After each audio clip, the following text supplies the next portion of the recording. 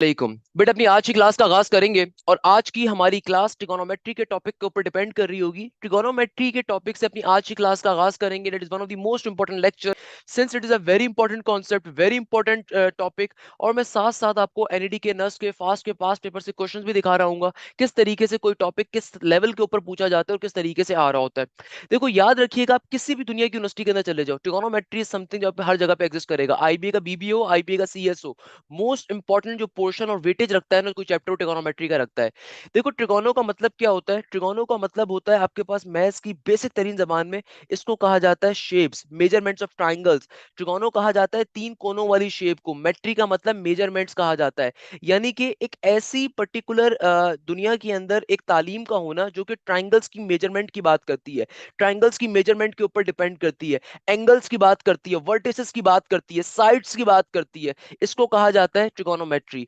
यानी कि एक ऐसी स्टडी ऑफ साइंस जो कि डिपेंड करती है तीन कोनों वाली शेप के एंगल्स के ऊपर, तीन कोनों वाली शेप की वर्टिसेस के ऊपर या साइड्स के ऊपर। बड़ा बेसिक कॉन्सेप्ट होता है। अच्छा, जब हम कभी ट्रिगोनोमेट्री का आगाज करते हैं ना, तो मैं सबसे पहले अपने शागिर्द को सिर्फ एक चीज बताता हूँ कि देखो, ट्रिगोनोमेट्री का आगाज करने से पहले आपको मालूम होना चाहिए ट्राइंगल, ट्राइंगल का बेसिक स्ट्रक्चर। आपके सामने मैं ऐसा ट्राइंगल बनाऊं या एक ऐसा ट्राइंगल बनाऊं, दोनों ट्राइंगल हो सकते हैं। भाई, हर दुनिया में कई तरह के ट्राइंगल्स ऑल्दो एग्जिस्ट करते हैं। आई विल बी टेलिंग यू अभी कौन कौन से। मगर फिलहाल के लिए एक चीज ध्यान में रखिएगा कि ट्राइंगल का बेसिक स्ट्रक्चर क्या होता है, आपकी अंडरस्टैंडिंग के लिए, कि भी ट्राइंगल एक ऐसी शेप है जिसके तीन वर्टिसेस होते हैं। क्लियर है मेरा बेटा? तीन वर्टिसेस होते हैं। वर्टेक्स ए आ गया, ये वर्टेक्स बी आ गया, ये वर्टेक्स सी आ गया। वर्टेक्स ए के सामने वाली जो साइड लेंथ होती है, साइड लेंथ का मतलब वर्टेक्स ए के सामने जो साइड आ रही होती है ना, इस साइड की जो लेंथ होती है इसको स्मॉल ए कहा जाता है। वर्टेक्स बी के सामने जो साइड होती है इसकी लेंथ को स्मॉल बी कहा जाता है। और वर्टेक्स सी के सामने वाली साइड की लेंथ को स्मॉल सी कहा जाता है। एक बड़ा बेसिक कॉन्सेप्ट है। सिमिलरली अगर मैं एक 90 डिग्री ट्रायंगल की बात करूं, जिसको हम लोग यूजुअली अपनी आसान तरीन भाषा में राइट एंगल ट्रायंगल भी कहते हैं, सो भाई इसमें क्या होता है कि देखो, इस केस के अंदर भी हमारे पास कॉन्सेप्ट सेम रहता है कि अगर ये राइट एंगल ट्रायंगल आ रहा है, तो आपको दो चीजों का बहुत कैटेगोरिकली आइडिया होना चाहिए कि बेटा, कहीं पे भी आपका जो थीटा बन रहा होगा, जहां पे भी आपका थीटा होगा, थीटा के सामने वाली साइड दुनिया के अंदर हमेशा परपेंडिकुलर कहलाती है। थीटा के हमेशा सामने वाली साइड परपेंडिकुलर कहती है। परपेंडिकुलर के सामने वाली साइड को हमेशा हाइपोटेन्यूज कहा जाता है। और जो साइड बच जाती है उसको बेस कहा जाता है। एक बेसिक लॉजिक आपको आइडिया होना चाहिए। Always remember this thing. दुनिया के अंदर जो हाइपोटेन्यूज होता है ये हमेशा बड़ा होता है परपेंडिकुलर और बेस के मुकाबले में। ऐसा कभी पॉसिबल ही नहीं है कि हाइपोटेन्यूज की वैल्यू परपेंडिकुलर और बेस से छोटी हो जाए। तभी तो आपके पास पाइथागोरस थ्योरम प्रूव होता है। पाइथागोरस थ्योरम हमसे क्या कहता है? H square is equal to P square plus B square. यानी कि इसका मतलब क्या है कि दुनिया में कोई भी राइट एंगल ट्राइंगल अगर एग्जिस्ट करता होगा, तो हाइपोटेन्यूज की वैल्यू हमेशा सबसे बड़ी होनी चाहिए परपेंडिकुलर और बेस के मुकाबले में। ये छोटी छोटी बातें होती हैं जो बच्चों को नहीं पता होती, और इनके ऊपर कई क्वेश्चंस के कॉन्सेप्ट डिपेंड कर रहे होते हैं। सिमिलरली एक और बड़ा इंपॉर्टेंट तरीन क्वेश्चन है कि हमेशा याद रखिएगा, किसी भी ट्राइंगल के अंदर तमाम के तमाम एंगल्स का जो सम होता है, तमाम के तमाम एंगल्स का जो सम होता है वो बराबर होता है 180 डिग्री के। किसी ना किसी आपके पास जो ट्राइंगल होता है ना, कोई भी ट्राइंगल दुनिया में एग्जिस्ट करता होगा, उसके अंदर तमाम के तमाम एंगल्स का जो सम होगा वो किसके बराबर होगा? वो बराबर होगा हमेशा 180 डिग्री के। अभी इन तमाम बातों को हम समझ रहे होंगे। अभी तो ट्रिगोनोमेट्री का बिल्कुल आगाज कर रहे हैं ना, बड़ी इंपॉर्टेंट क्लास है। देखो, इंशाल्लाह बोर नहीं करूंगा आपको, ना आप बोर होने होगे। देखो, सबसे पहले नंबर के ऊपर हमारे पास ट्रिगोनोमेट्री के अंदर जो कॉन्सेप्ट पूछा जाता है, ये होता है कि भाई, ट्रिगोनोमेट्री का आगाज मैं बच्चों को करवाता हूँ कि बेसिक पाइथागोरस रेशोज से। पाइथागोरस रेशोज का मतलब क्या है कि भाई, बचपन में आप लोगों ने पढ़ा था, और अगर नहीं पढ़ा तो मुझसे समझ लो कि बेटा, some people have curly brown hair they painted black, some people have curly brown hair they painted black। ये सबसे बेसिक चीज कहलाती है ट्रिगोनोमेट्री की। इसको कहा जाता है पाइथागोरस रेशियोज। यानी कि sine theta is equal to perpendicular upon hypotenuse. Sine theta किसके बराबर होता है? परपेंडिकुलर अपॉन हाइपोटेन्यूज के। कॉस थीटा किसके बराबर होता है? बेटा, ये बराबर होता है हमारे पास बेस अपॉन हाइपोटेन्यूज के। सिमिलरली हमारे पास दुनिया के अंदर जो टेंजेंट थीटा होता है, ये किसके बराबर होता है? ये बराबर होता है परपेंडिकुलर अपॉन बेस के। बड़ी बेसिक सी चीज चीज है। इसी तरीके से अगर मैं आपको बेसिक ट्रिगोनोमेट्रिक रेशियोज बताऊं या बेसिक ट्रिगोनोमेट्रिक फंक्शंस बताऊं, तो भाई हमें मालूम है कि साइन थीटा की वैल्यू किसके बराबर होती है? साइन थीटा बराबर होता है 1 डिवाइडेड बाय कोसेक थीटा के। सिमिलरली आपके पास जो कॉस थीटा होता है ये बराबर होता है आपके पास 1 डिवाइडेड बाय सेक थीटा के।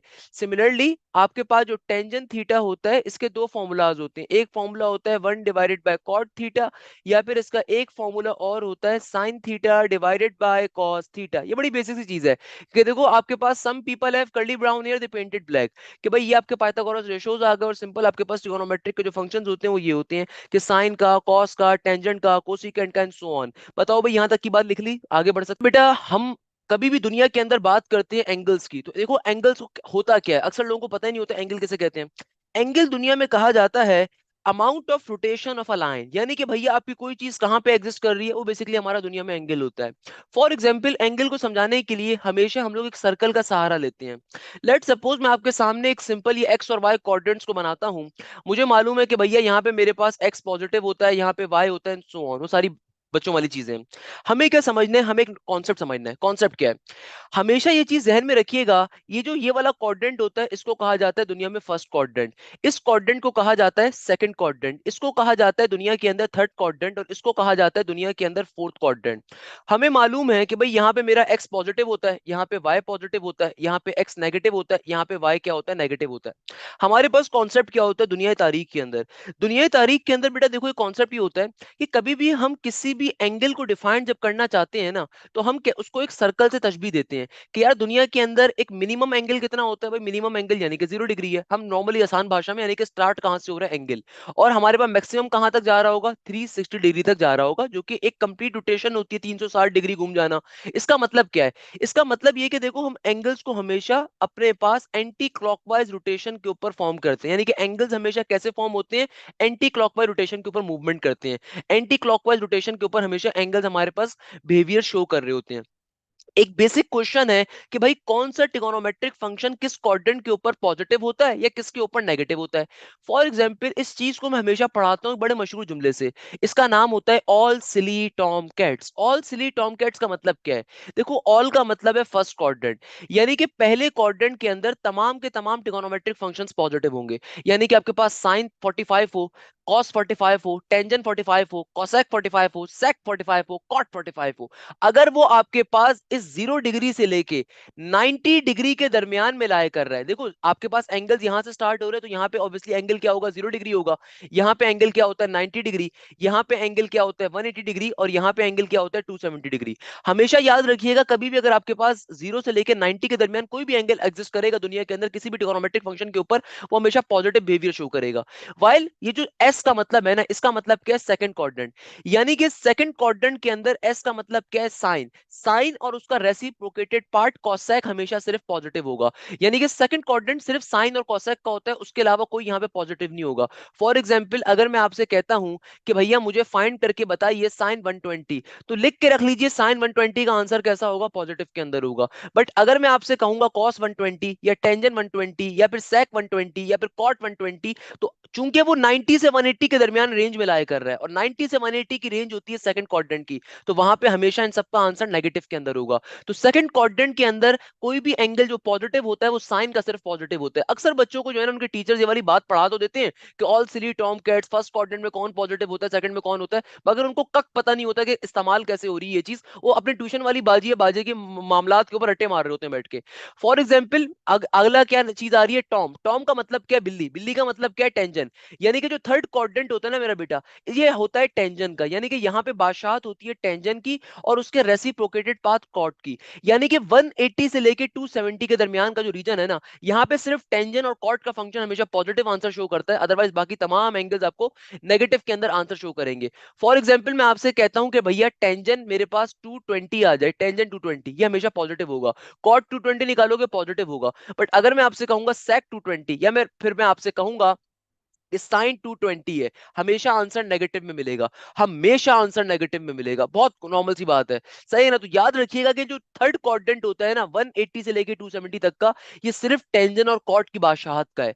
सिमिलरली हमारे पास देन जो फोर्थ क्वाड्रेंट आता है ये कॉस का आता है और उसका रेसिप्रोकेटेड पार्ट सेक।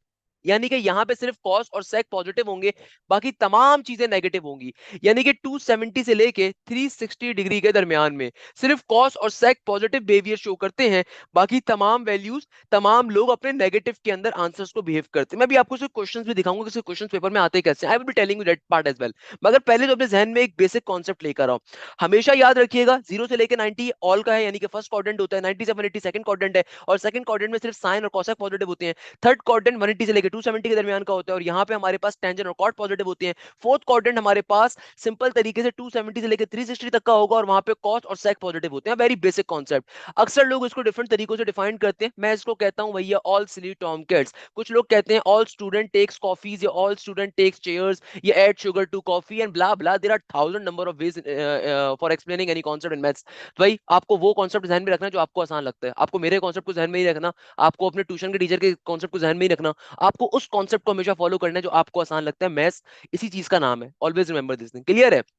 अच्छा भाई, अब जरा एक बात समझते हैं। ऑलवेज रिमेंबर दिस थिंग कि भाई हमें एक बेसिक चीज का आइडिया होना चाहिए कि जैसे मैंने ऑल्दो ये बात आपको डिफाइन भी करी थी अभी, कि भाई आपके पास जो एक एंगल की रोटेशन होती है ना, वो हमेशा एंटी क्लॉकवाइज होती है। फॉर एग्जांपल मैं आपसे कहता हूं कि यार यहाँ पे मेरा एक एंगल, यहाँ तक का एंगल है, लेट सपोज 60 डिग्री, तो ये पॉजिटिव का 60 डिग्री होगा, क्योंकि देखो ये यहाँ से यहाँ पे जा रहा है। ये कैसी रोटेशन है? एंटी क्लॉकवाइज रोटेशन है। बट अगर मैं आपसे कहता हूं ना कि मुझे यहाँ से एंगल लेना है, तो ये रोटेशन लेट सपोज कहलाएगी clockwise rotation. Clockwise rotation is always negative, anti clockwise rotation is always positive. एक बेसिक कॉन्सेप्ट है, अक्सर लोगों को आइडिया नहीं होता, पता ही नहीं होता कि माशरे में चल क्या रहा है, वो अपनी मर्जी से बस नेगेटिव या पॉजिटिव होता कभी उन्हें आइडिया नहीं होता। अच्छा, सिमिलरली हमारे पास चंद बेसिक प्रॉपर्टीज होती हैं मेरे प्यारे बेटे। ऑलवेज रिमेंबर दिस थिंग, कभी भी साइन के अंदर अगर नेगेटिव का एंगल आ जाए, अब होता क्या है यार, अक्सर लोगों को पता नहीं होता भाई, साइन साइन है ना, साइन ट्रिगोनोमेट्रिक फंक्शन है। अगर साइन के अंदर कभी भी क्या आ जाए, नेगेटिव का एंगल आ जाए, तो भाई साइन की ये प्रॉपर्टी होती है कि वो नेगेटिव के साइन को उठा के बाहर फेंक देगा, और सिंपल तरीके से एंगल पे अप्लाई हो जाएगा, जो भी एंगल यहां पर आ रहा है। फॉर एग्जाम्पल मैं आपको एग्जाम्पल देता हूं। मैं कहता हूं कि कहीं पे आपके पास लिखा हुआ है साइन नेगेटिव का 45 डिग्री। अब लोग कहते हैं सर कैलकुलेटर की नीड पड़ेगी, पता नहीं क्या होगा। अरे भाई बच्चों वाली चीज है, मेंटल मैथ्स कहलाती है, ये कैसे सॉल्व करोगे? देखो कभी भी साइन के अंदर अगर नेगेटिव की वैल्यू आ जाए, तो नेगेटिव की वैल्यू को बाहर फेंकते हो, और सिंपल तरीके से साइन हमेशा एंगल पे अप्लाई हो जाएगा। एंगल पे अप्लाई करोगे तो साइन 45 का आंसर क्या होता है? ये होता है √2/2। मैं भी एक्सप्लेन करूंगा कैसे होगा, अभी उसको जहन में लाने की नीड नहीं है। अभी बस ये देखो हो क्या रहा है। साइन में कभी भी नेगेटिव की वैल्यू आएगी, नेगेटिव साइन बाहर चला जाएगा, साइन थीटा सिंपल तरीके से एंगल पे अप्लाई हो जाता है। सिमिलरली मेरे प्यारे बेटे, कॉस के अंदर कभी भी अगर नेगेटिव का एंगल आ जाए, तो कॉस की प्रॉपर्टी सबसे यूनिक होती है। कॉस की प्रॉपर्टी इनवर्स में भी सबसे यूनिक होती है बाय द वे। कॉस क्या करता है? कॉस की आदत होती है वो नेगेटिव की वैल्यू को खा जाता है, उसको नेगेटिव खाने में बड़ा मजा आता है कॉस को। तो कॉस जो है ना, हमेशा आपको आंसर पॉजिटिव में देगा। फॉर एग्जाम्पल मैं आपसे कहता हूं कि भाई मेरे पास आ रहा है कहीं पे कॉस कॉस कॉस नेगेटिव का 60, कॉस नेगेटिव का 60। अब कोई बच्चा बोले सर ये नेगेटिव का 60 आ रहा है तो बाहर नेगेटिव नहीं। हमेशा याद रखिएगा कॉस के अंदर कभी भी अगर एंगल नेगेटिव का आ रहा हो, तो ये हमेशा आंसर पॉजिटिव में ही देगा। ये कॉस की बेसिक प्रॉपर्टी है, फंडामेंटल प्रॉपर्टी है। भाई नेगेटिव की वैल्यू आ रही है, ये आपको पॉजिटिव में आंसर देगा, सिंपल कॉस 60 के ऊपर अप्लाई हो जाएगा। तो कॉस 60 किसके बराबर होता है? कॉस 60 बराबर होता है बाय द वे 1/2 के। मैं भी आपको बताऊंगा कि भाई शॉर्टकट्स क्या है जहन में एंगल्स को याद रखने की। अगर कैलकुलेटर अलाउ नहीं है तो उसके बगैर भी मैं आपको पढ़ाऊंगा, परेशान होने की बिल्कुल जरूरत नहीं है मेरे प्यारे बेटे। क्लियर है? सिमिलरली हमारे पास टेंजन की प्रॉपर्टी क्या होती है? टेंजन के अंदर कभी भी अगर नेगेटिव का एंगल आ जाए ना, तो टेंजन सेम फंक्शन परफॉर्म करता है साइन वाला। यानी कि भाई क्या करेगा? नेगेटिव की वैल्यू को बाहर उठा के फेंकेगा, और सिंपल तरीके से एंगल पे अप्लाई हो जाएगा। यानी कि दुनिया के अंदर कभी भी अगर टेंजन के अंदर नेगेटिव का एंगल आ जाए, फॉर एग्जाम्पल मैं आपसे कहता हूं टेंजन नेगेटिव का 45, तो ये किसके बराबर होगा? टेंजन नेगेटिव का 45, तो ये नेगेटिव की वैल्यू को बाहर फेंकेगा, और सिंपल 45 डिग्री पे जब अप्लाई होगा तो आंसर 1 आ जाएगा। तो नेगेटिव का 1 आ गया। अभी आप ये छोड़ दो कि 1 कैसे आ रहा है, उसको मैं भी एक्सप्लेन कर दूंगा, आपको परेशान होने की जरूरत नहीं है। कहने का मकसद क्या है? हमेशा याद रखिएगा साइन में नेगेटिव का एंगल आ जाए, साइन नेगेटिव वैल्यू को बाहर फेंकता है, सिंपल एंगल पे अप्लाई होता है। कॉस में नेगेटिव का एंगल आ जाए, सिंपल तरीके से कॉस अपने एंगल पे अप्लाई हो जाएगा पॉजिटिव फॉर्म के अंदर। टेंजन के अंदर नेगेटिव का एंगल आ जाए, तो टेंजन नेगेटिव साइन को बाहर फेंकेगा, सिंपल तरीके से एंगल पे अप्लाई हो जाएगा। That's the basic concept here. मुझे बताओ भाई, यहां तक की बात पल्ले पड़ती? मैंने भी बहुत सिंपल बात करी, मैंने कोई मुश्किल बात करी नहीं है अभी तक बेटा। अब देखो ट्रिगोनोमेट्री के अंदर हमारे पास एक बेसिक कॉन्सेप्ट होता है, if you are applying in any university of Pakistan जहां कैलकुलेटर अलाउ नहीं है, सो आपको सबसे पहले एक शॉर्टकट का आइडिया होना चाहिए। हमेशा याद रखिएगा कैलकुलेटर के बगैर आप इजीली तमाम ट्रिगोनोमेट्रिक फंक्शंस की वैल्यूज को फाइंड कर सकते हो। फॉर एग्जांपल आपको सिर्फ 5 एंगल्स की वैल्यूज को याद रखना है। लेट सपोज वो 5 एंगल्स हमारे पास कौन से होंगे, कि भाई मैं आपसे कहता हूं कि भाई मेरे पास एक एंगल होता है 0 डिग्री का, 0 डिग्री हो गया। देन हमारे पास होता है 30 डिग्री। देन हमारे पास होता है 45 डिग्री। देन हमारे पास होता है 60 डिग्री। एंड देन फाइनली हमारे पास होता है 90 डिग्री। आप कहीं पे भी अप्लाई कर रहे हो जहां कैलकुलेटर अलाउ नहीं है, तो आपने सबसे पहला काम ही क्या करना है, आईबीए का आपको पेपर मिलता है आईबीएस के अंदर, आप सबसे पहले नंबर के ऊपर इस टेबल को हमेशा अपने पास फॉर्म कर लोगे। आप फास्ट में अप्लाई कर रहे हो, नस्ट में अप्लाई कर रहे हो, कैलकुलेटर अलाउ नहीं है, तो भाई ये शॉर्टकट टेबल बहुत इंपॉर्टेंट टेबल है, आपने स्टार्टिंग के अंदर फॉर्म कर लेना है। इससे क्या होगा, थ्रू आउट द पेपर इधर आपका कोई भी पोर्शन होगा उसके अंदर बड़ी हेल्प आपको मिलेगी। कैसे फॉर्म करते हैं, देखो किस तरीके से वैल्यूज को जहन में बिठाया जाता है। एक शॉर्टकट है, शॉर्टकट बहुत तरीके से देखिएगा, बहुत मजे का शॉर्टकट है। फॉर एग्जाम्पल मैं सबसे पहले साइन की बात कर रहा हूं। देखो आपने करना क्या है, आपने सबसे पहले लाइन वाइज इन तमाम एंगल्स को लिख दिया। अब आप क्या करोगे, अब आप सिंपल अंडर रूट का सिंबल बनाओगे। क्या करोगे, सिंपल अंडर रूट का सिंबल बनाओगे। आपने करना क्या है, सिंपल अंडर रूट का सिंबल फॉर्म कर लेना है। आपने सिंपल अंडर रूट का सिंबल फॉर्म कर लेना है, कर लिया। हर एक के नीचे डिवीजन के अंदर 4 लिख दो। हर एक के नीचे डिवीजन में क्या लिख दोगे, 4 लिख दोगे। हर एक के नीचे डिवीजन में क्या लिख दोगे बेटा, 4 लिख दोगे। हर एक के नीचे डिवीजन में क्या लिख दोगे, 4 लिख दोगे। स्टार्ट करो जीरो से, क्योंकि जीरो पहला एंगल है, जीरो से स्टार्ट करो। फिर जीरो के बाद 1 लाओ, फिर 2 लाओ, फिर 3 लाओ और फिर 4 ले आओ। अब सिंप्लीफाई करवा दो। Anything divided by zero is also equal to zero. यहाँ पे क्या हो जाएगा, अंडर रूट 1/4, ये आ जाएगा 1/2 के। यहाँ पे क्या हो जाएगा, ये आ जाएगा आपके पास √2/4, किसके बराबर होगा, 4 का रूट बराबर होता है 2 के। यहाँ पे क्या हो जाएगा, √3/2। सिंपल सिंप्लीफिकेशन करोगे, 4/4 1 हो जाएगा, और √1 क्या होता है, 1 के बराबर। आपके पास विद इन सेकेंड्स के अंदर साइन थीटा की तमाम वैल्यूज आ गई। सर ये कैसे किया, देखो सबसे पहले आपने अंडर रूट लिखा, सबके नीचे अंडर रूट लिखा। उसके बाद डिवीजन में सबके नीचे आपने 4 को लिख दिया, डिवीजन में सबके नीचे क्या लिख दिया, 4 को लिख दिया। उसके बाद जीरो से स्टार्ट करा, 0 1 2 3 4, 4 लिख दिया। अब आपने इसको सिंप्लीफाई करवाया तो आपके पास विद इन सेकंड्स के अंदर तमाम वैल्यूज आ गई। 0 हाफ, √2/2, √3/2, 1। ये आपको विद इन सेकंड्स के अंदर वैल्यू मिल गई। इसका मतलब क्या है, देखो इसका मतलब ये कि साइन 0 डिग्री किसके बराबर होता है, 0 के। साइन 30 किसके बराबर होता है, हाफ के। साइन 45 किसके बराबर होता है, √2/2 के। अच्छा साइन 45 का एक आंसर और भी होता है, और ये होता है 1/√2 के। अगर कभी आप कैलकुलेटर के ऊपर सॉल्व करो ना, जो रंग बिरंगे चूजे वाले कैलकुलेटर होते हैं, जो कि बेकार चाइना के कैलकुलेटर होते हैं, उस पर सॉल्व करोगे आपको ये आंसर मिलेगा। दोनों एक ही चीज है। 1/√2 को रेशनलाइज करोगे तो √2/2 ही बनेगा आपके पास, बात एक ही होती है। √2/2 लिखो या 1/√2 लिखो, बात एक ही होती है। साइन 60 की देखो वैल्यू किसके बराबर है, √3/2 के। साइन 90 किसके बराबर होता है, 1 के। तो इस शॉर्टकट के ऊपर आपको विद इन सेकंड्स के अंदर पांचों एंगल्स की वैल्यूज मिल गई। आपको सिर्फ ये 5 एंगल की वैल्यूज याद होनी चाहिए। इसके अलावा कोई भी अगर एंगल आएगा ना, तो वो चुटकी बजा के सॉल्व होगा मैथफ्लिक्स शॉर्टकट के ऊपर। वो शॉर्टकट मैं आपको पढ़ाऊंगा बेटा, वो पाकिस्तानी वो टीचर नहीं पढ़ाता शॉर्टकट, पहले बता रहा हूँ, लोग उसके रट्टे लगवाते हैं। आपको बड़ा मजे का शॉर्टकट भी सिखाऊंगा। खैर आगे चलते हैं। अब देखो कॉस के अंदर हम क्या करेंगे, आपने सिंपल तरीके से साइन के लिए ये रॉ बना दी। अब कॉस के लिए आपने इसी रॉ को उल्टा करके उतारना है। आपने साइन के लिए, अकल से जरा बात समझिएगा, आपने साइन के लिए ये तमाम की तमाम वैल्यूज निकाल ली। अब कॉस के अंदर क्या करना है, यहां से अपोजिट साइड से आपने तमाम नंबर्स उल्टा करके लिख देने। जैसे भाई हमने साइन के अंदर देखो जीरो पहला वैल्यू है, फिर हाफ है, फिर √2/2 है, फिर √3/2, फिर 1 है। कॉस के लिए मैं क्या करूंगा, यहां से जो है ना तमाम वैल्यूज को उल्टा करके उतार दूंगा। पहले 1 को लिखा मैंने, उसके बाद मैंने लिख दिया √3/2 को, उसके बाद मैंने लिख दिया अंडर √2/2 को, उसके बाद मैंने लिखा हाफ को, उसके बाद मैंने लिखा 0 को। यानी कि जो साइन वाली रॉ थी ना, इसको मैंने उल्टा करके लिख दिया, तो मेरे पास तमाम की तमाम कॉस की वैल्यूज आ गई। क्योंकि साइन और कॉस के अंदर वैल्यूज एक दूसरे का अपोजिट होती हैं। मेरे पास सिंपल तरीके से कॉस की वैल्यू आ गई। अब देखो जब मैं टेंजेंट की वैल्यू निकालने पे जाऊंगा ना, अब जब मैं फाइनली टेंजेंट की वैल्यूज निकालने पे जाऊंगा, तो टेंजेंट के लिए केस क्या होता है, टेंजेंट होता क्या है, देखो टेंजेंट दुनिया में बराबर होता है साइन डिवाइडेड बाय कॉस के। तो अब देखो मुझे लेट सपोज टेंजेंट 0 डिग्री की अगर वैल्यू चाहिए ना, टेंजेंट 0 किसके बराबर होगा, साइन 0 डिवाइडेड बाय कॉस 0। तो ये बन जाएगा 0/1, इसका आंसर भी 0 के बराबर आएगा। सिमिलरली अगर मुझे टेंजेंट 30 की वैल्यू चाहिए, तो sine 30 divided by cos 30। Sine 30 half के बराबर है, कॉस 30 बराबर है √3/2 के, तो 2 से 2 कट जाएगा। तो मेरे पास कॉस टेंजेंट 30 का आंसर क्या आ जाएगा, ये आ जाएगा 1/√3 के बराबर। सही है ना, मैंने आपको वर्किंग भी करके दिखा दी। सिमिलरली अगर मैं आपसे कहता हूं कि मुझे टेंजेंट 45 की वैल्यू चाहिए, तो टेंजेंट 45 की वैल्यू कैसे आएगी, साइन 45 डिवाइडेड बाय कॉस 45। दोनों चूंकि सिमिलर है तो आंसर क्या हो जाएगा, 1 के बराबर हो जाएगा। सिमिलरली अगर मुझे टेंजेंट 60 की वैल्यू चाहिए, तो बेटा देखो सिंपल तरीके से साइन 60 डिवाइडेड बाय कॉस 60, क्योंकि टेंजेंट का फॉर्मूला ये होता है ना, टेंजेंट किसके बराबर होता है, साइन डिवाइडेड बाय कॉस के बराबर होता है। तो क्या आ जाएगा, ये आ जाएगा हमारे पास अंडर रूट 3 डिवाइडेड बाई 2 और नीचे हाफ का हाफ, 2 से 2 कट गया, सिंपल रूट 3 आ जाएगा, सिंपल सी बात है। सिमिलरली अगर मुझे टेंजेंट 90 की वैल्यू चाहिए तो साइन 90 डिवाइडेड बाय कॉस 90, 1/0, 1/0 दुनिया में बराबर होता है इन्फिनिटी के, नॉर्मल सी चीज है। याद रखिएगा ये टेबल बहुत हेल्प करेगा आपको अगर आपके पास कैलकुलेटर अलाउ नहीं है।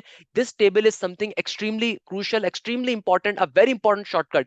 कैसे जहन में बिठाओगे कि भाई देखो, सबसे पहले अगर आपने साइन की वैल्यूज निकालनी है तो साइन की वैल्यूज को फाइंड करने के लिए शॉर्टकट क्या है, सबसे पहले अंडर रूट लिखो, अंडर रूट लिखो सबके नीचे, सही है ना, उसके बाद 4 लिख दो डिवीजन में सबके नीचे, 4 लिख दो डिवीजन में सबके नीचे, 0 से स्टार्ट करो, फिर 1 लिखो, फिर 2 लिखो, फिर 3, फिर 4। अब इसको सिंप्लीफाई करवा दो, 0/4 0 हो जाएगा, 1/4 रूट के अंदर 1/2 हो जाएगा, रूट 2/4 क्या हो जाएगा, रूट 2/2 के, रूट 3/4 क्या हो जाएगा, रूट 3/2 के, और 4/4 क्या हो जाएगा 1। इस तरीके से आपको विद इन सेकंड्स के अंदर साइन की वैल्यूज मिल जाएंगी। जो भी आपको साइन के एंगल्स मिले हैं, जो भी आपको साइन की वैल्यूज मिली हैं, कॉस के अंदर ये वैल्यूज आपने उल्टा करके लिख देनी है, कॉस के अंदर आपने इस रॉ को उल्टा करके लिख देना है, सिंपल चीज है। तो अगर साइन के अंदर एंडिंग वैल्यू 1 थी तो कॉस के अंदर वो पहली वैल्यू होगी, साइन की सेकंड लास्ट वैल्यू यहाँ की सेकंड वैल्यू होगी, जो इसकी थर्ड वैल्यू थी इसकी थर्ड वैल्यू होगी, जो इसकी सेकंड वैल्यू थी इसकी सेकंड लास्ट वैल्यू होगी, जो इसकी पहली वैल्यू थी इसकी लास्ट वैल्यू होगी। आपने उल्टा करके पूरा टेबल उतार दिया। अब टेंजन में क्या करोगे, टेंजन होता है साइन बाय कॉस, तो अगर मुझे टेंजन 0 डिग्री की वैल्यू चाहिए तो मैं क्या करूंगा, साइन 0 की जो आंसर था और कॉस 0 का जो आंसर था दोनों को आपस में डिवाइड करूंगा, टेंजन 0 का आंसर आ गया। अगर मुझे टेंजन 30 डिग्री की वैल्यू चाहिए तो मैं क्या करूंगा, मैं साइन 90 की वैल्यू को डिवाइड करवाऊंगा कॉस 90 की वैल्यू से, cos 30 की वैल्यू से मेरे पास आंसर क्या आ जाएगा, टेंजेंट 30 का आ जाएगा। सिमिलरली अगर मुझे टेंजेंट 45 की वैल्यू चाहिए तो मैं क्या करूंगा, मेरा बेटा मैं sin 45 की वैल्यू को cos 45 की वैल्यू पे डिवाइड करूंगा, मेरे पास आंसर आ जाएगा।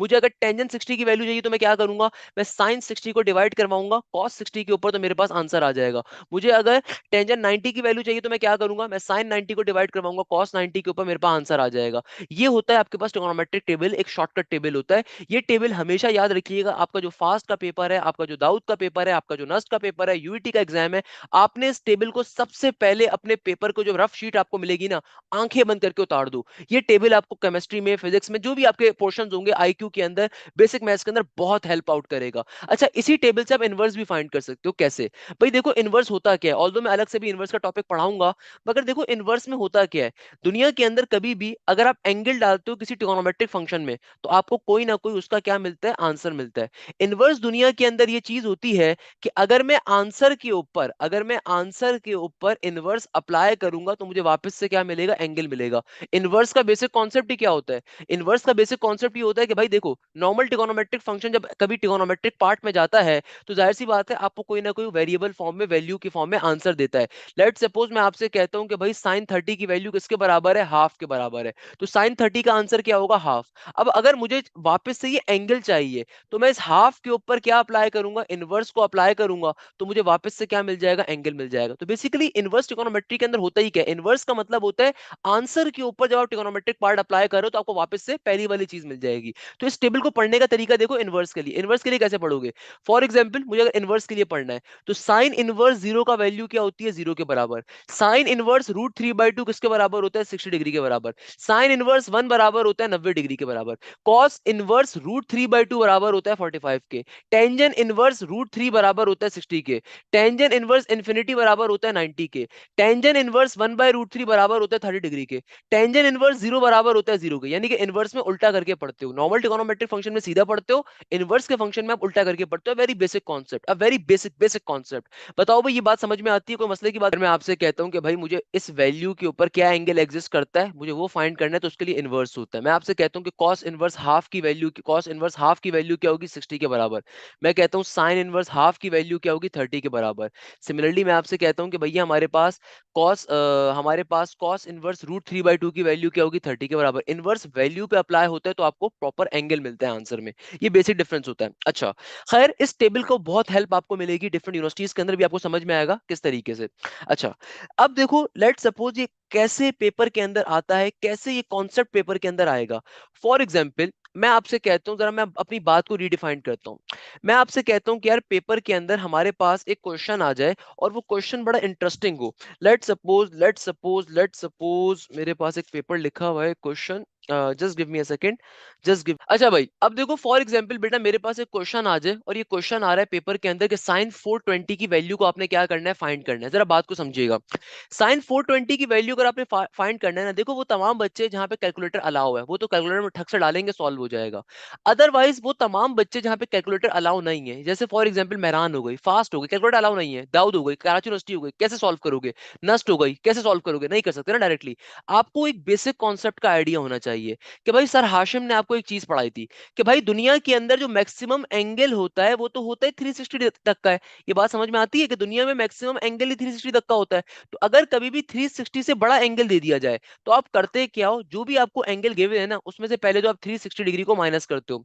याद रखिएगा, अगर कभी भी आपको 360 से बड़ा एंगल दे दिया जाए तो आप हमेशा उसमें से पहले 360 को माइनस करवाते हो। क्योंकि 360 का मतलब क्या है कि इसने एक अपना कंप्लीट चक्कर ऑलरेडी पूरा करा हुआ है, आप इसमें से इसको माइनस करवा दो। तो 420 में से अगर मैं 360 को माइनस करता हूँ, जीरो में से जीरो जाएगा, जीरो बचेगा। यहाँ पे क्या हो जाएगा, चार में से एक कैरी लिया मैंने तो 12 में से 6 गए, 6 बचेगा। और 3 में से 3 गया, खत्म हो गया। यानी कि 420 में से अगर आप 360 को माइनस करते हो तो क्या बचेगा, 60 डिग्री। यानी कि 420 डिग्री का मतलब क्या है कि भाई ये आपके पास यहाँ कहीं पे फॉर्म हो रहा होगा। यानी कि ये एंगल क्या था, इस एंगल ने रोटेट करना स्टार्ट करा करा करा करा, यहाँ पे आके रुक गया। ये क्या बन गया, 60 डिग्री। यानी कि आपके पास जो एक कंप्लीट चक्कर जब पूरा हो गया ना वो तो खत्म हो गया। एक नॉर्मल सी बात है कि भाई लेट सपोज मेरा जो कंप्लीट चक्कर था, कहीं मैं मार्केट गया, कहीं पे गया, एक दफा गया, एक दफा वापस आया, वो कंप्लीट एंड हो गया। अब जितना एक्स्ट्रा माइलेज था आप उसके ऊपर वर्किंग करते हो। तो अगर 420 डिग्री का एंगल आपको गिवन है, इसका सिंपल मतलब क्या है कि भाई 360, चूंकि मैक्सिमम रोटेशन की वैल्यू क्या होती है, 360 होती है, तो 360 को आपने माइनस कर दिया, रिमेनिंग वैल्यू क्या बची, 60। यानी कि आपने 60 डिग्री निकालनी है, ये आपको आंसर निकालना है। यानी कि आपने फाइंड क्या करना है, आपने साइन 60 की वैल्यू को फाइंड करना है। तो साइन 60 किसके बराबर होता है, मैंने अभी आपको पढ़ाया, साइन 60 की वैल्यू बराबर होती है √3/2 के। विद इन सेकंड में आपका आंसर आ जाएगा। देखो ये बहुत सिंपल चीज है, अक्सर लोग इसमें बड़ा कंफ्यूज हो जाते हैं, हालांकि बहुत सिंपल है। लेट सपोज मैं आपको बात समझाने के लिए एक और एग्जांपल देता हूं। मैं कहता हूं कि यार मेरे पास क्वेश्चन आता है, फॉर एग्जांपल कॉस के अंदर ले लेते हैं। मैं आपसे कहता हूं कि यार कॉस के अंदर क्वेश्चन आ रहा है हमारे पास सिंपल तरीके से कॉस 405 के बराबर। किसके बराबर आ रहा है, कॉस 405 के। अब बच्चा कभी भी इस तरह के क्वेश्चन को पेपर में देखेगा ना, आईबीए के अंदर या नस्ट के अंदर या फास्ट के अंदर, ही विल बी ब्लैंक, यार ये 405 का क्वेश्चन आ गया, सर इतना बड़ा एंगल तो एग्जिस्ट भी नहीं करता। अरे भाई इसका मतलब क्या है, देखो 360 से कभी भी बड़ा अगर एंगल आ रहा है ना, आप उसमें से 360 को माइनस करवा दो। 360 में से अगर मैं 405 को माइनस करवाऊंगा या 405 में से 360 को माइनस करवाऊंगा, ताकि कंप्लीट रोटेशन मेरी माइनस हो जाए, तो क्या बनेगा, 5 में से 0 गया, 5 बचेगा। 10 में से 6 गया, 4 बचेगा। 3 में से 3 गया, 0 बचेगा। यानी कि आसान भाषा में cos 405 किसके बराबर होगा, ये बराबर होगा हमारे पास cos 45 डिग्री के। किसके बराबर होगा, cos 45 डिग्री के। इसका मतलब क्या है, इसका मतलब ये कि जो भी cos 405 का आंसर होगा ना, सेम आंसर cos 45 का होगा। क्योंकि यहाँ पे एंगल रिपीट कर रहा है, क्योंकि देखो एक कंप्लीट रोटेशन जब पूरी हो गई ना तो आपका कंप्लीट चक्कर खत्म हो गया, एंगल खत्म हो गया। अब जितना एक्स्ट्रा एंगल है वो आपको बेसिकली फाइंड करना होता है। तो cos 45 किसके बराबर होता है, ये बराबर होता है √2/2 के। I have already taught you in the above table कि भाई वो आप याद कर सकते हो उस टेबल को विद इन सेकंड्स में, नहीं तो ड्रॉ कर सकते हो। और आपको वैसे भी जितनी आप प्रैक्टिस करोगे वैसे ये सारे फॉर्मूलाज आपके जहन में बैठ जाएंगे। सो मेरे प्यारे बेटे देखो आपके पास सिंपल तरीके से cos 45 की वैल्यू किसके बराबर आ गई, √2/2 के। एक क्वेश्चन है, ये क्वेश्चन आया हुआ है आपके पास आईबीए के अंदर भी, ये क्वेश्चन आपके पास आया हुआ है नस्ट के अंदर भी, ये क्वेश्चन आपके पास आया हुआ है फास्ट के अंदर भी। मेरी बात समझ लो, मैंने आपको पहला क्वेश्चन दिया टेंजेंट 1000 का। देखो कभी भी आपके पास इस तरह की वैल्यू आ जाए ना, ये आपको कंफ्यूज करने के लिए आ रही होती है। आपने करना क्या है, इसका सिंपल भाई 1000 के एंगल एग्जिस्ट कर सकता है दुनिया में, खुद सोचो, नहीं कर सकता। इसका मतलब क्या है, 360 से बहुत बड़ी वैल्यू आ रही है। तो आप क्या करवाओ, इसको 1000 को 360 से पहले माइनस करवा के चेक कर लो। भाई क्या बचेगा, जीरो में से जीरो गया। अब देखो ये 1 था, यहाँ पे क्या आ गया 10, और फिर एक कैरी गया 9, तो यहाँ पे 10। 10 में से 6 जाएंगे, 4 बचेगा। 9 में से 3 जाएंगे तो क्या कितना बचेगा, 6 बचेगा। यानी कि अभी भी आपने एक रोटेशन को माइनस करा, अभी भी 640 आ रहा है। इसका मतलब भी अभी भी क्या है, 360 से बड़ा है। तो मैं एक और दफा 360 से माइनस करवा देता हूँ। क्या बन जाएगा, जीरो का जीरो आ जाएगा। यहाँ पे क्या हो जाएगा, 14 में से 6 जाएंगे, तो जाहिर सी बात है 14 में से अगर आप 6 को निकालोगे तो मेरा बेटा क्या बचेगा, आपके पास 8 बचेगा। और आपके पास यहाँ पे क्या हो जाएगा, 5 में से 3 जाएंगे तो ऑब्वियसली 2 बचेगा। तो आपके पास क्या आ गया, यानी कि टेंजेंट 1000 किसके बराबर होगा, टेंजेंट 280 के।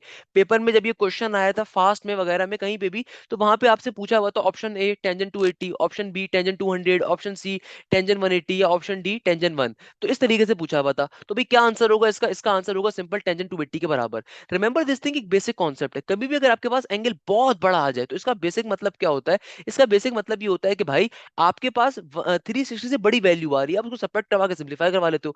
फॉर एग्जाम्पल साइन 920 आ रहा है, कैसे सॉल्व करोगे यार?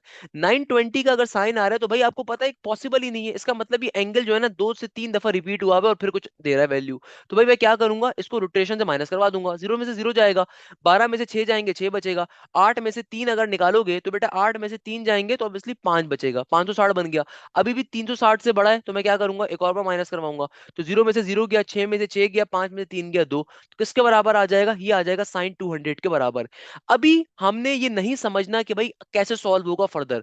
अभी फिलहाल बस इतनी चीज अपने जहन में रखो, अभी फिलहाल बस इतनी चीज अपने जहन में रखो कि कर क्या रहे होते हैं। अभी मैं आपको एक्सप्लेन करूंगा कि भाई टेंजेंट 280 की वैल्यू निकालते कैसे हैं। याद रखिएगा ये आ भी सकता है अभी सॉल्व करने के लिए, कि साइन 200 की वैल्यू फाइंड करने के लिए आ जाए आपके पास। तो बिल्कुल कोई मसले की बात नहीं, अभी हम सॉल्व करना सीखेंगे। अभी फिलहाल बस अपने जहन में इतनी बात रखो कि हमने ब्रेक करते हैं। अगर कभी भी एंगल 360 डिग्री से बड़ा आ जाए तो आप उसको क्या करते हो, ब्रेक डाउन करते हो। वेरी बेसिक कॉन्सेप्ट यार, बच्चों वाली चीज है। मैंने अभी तक क्या बात कही, मैं पूरी बात रिपीट कर देता हूं।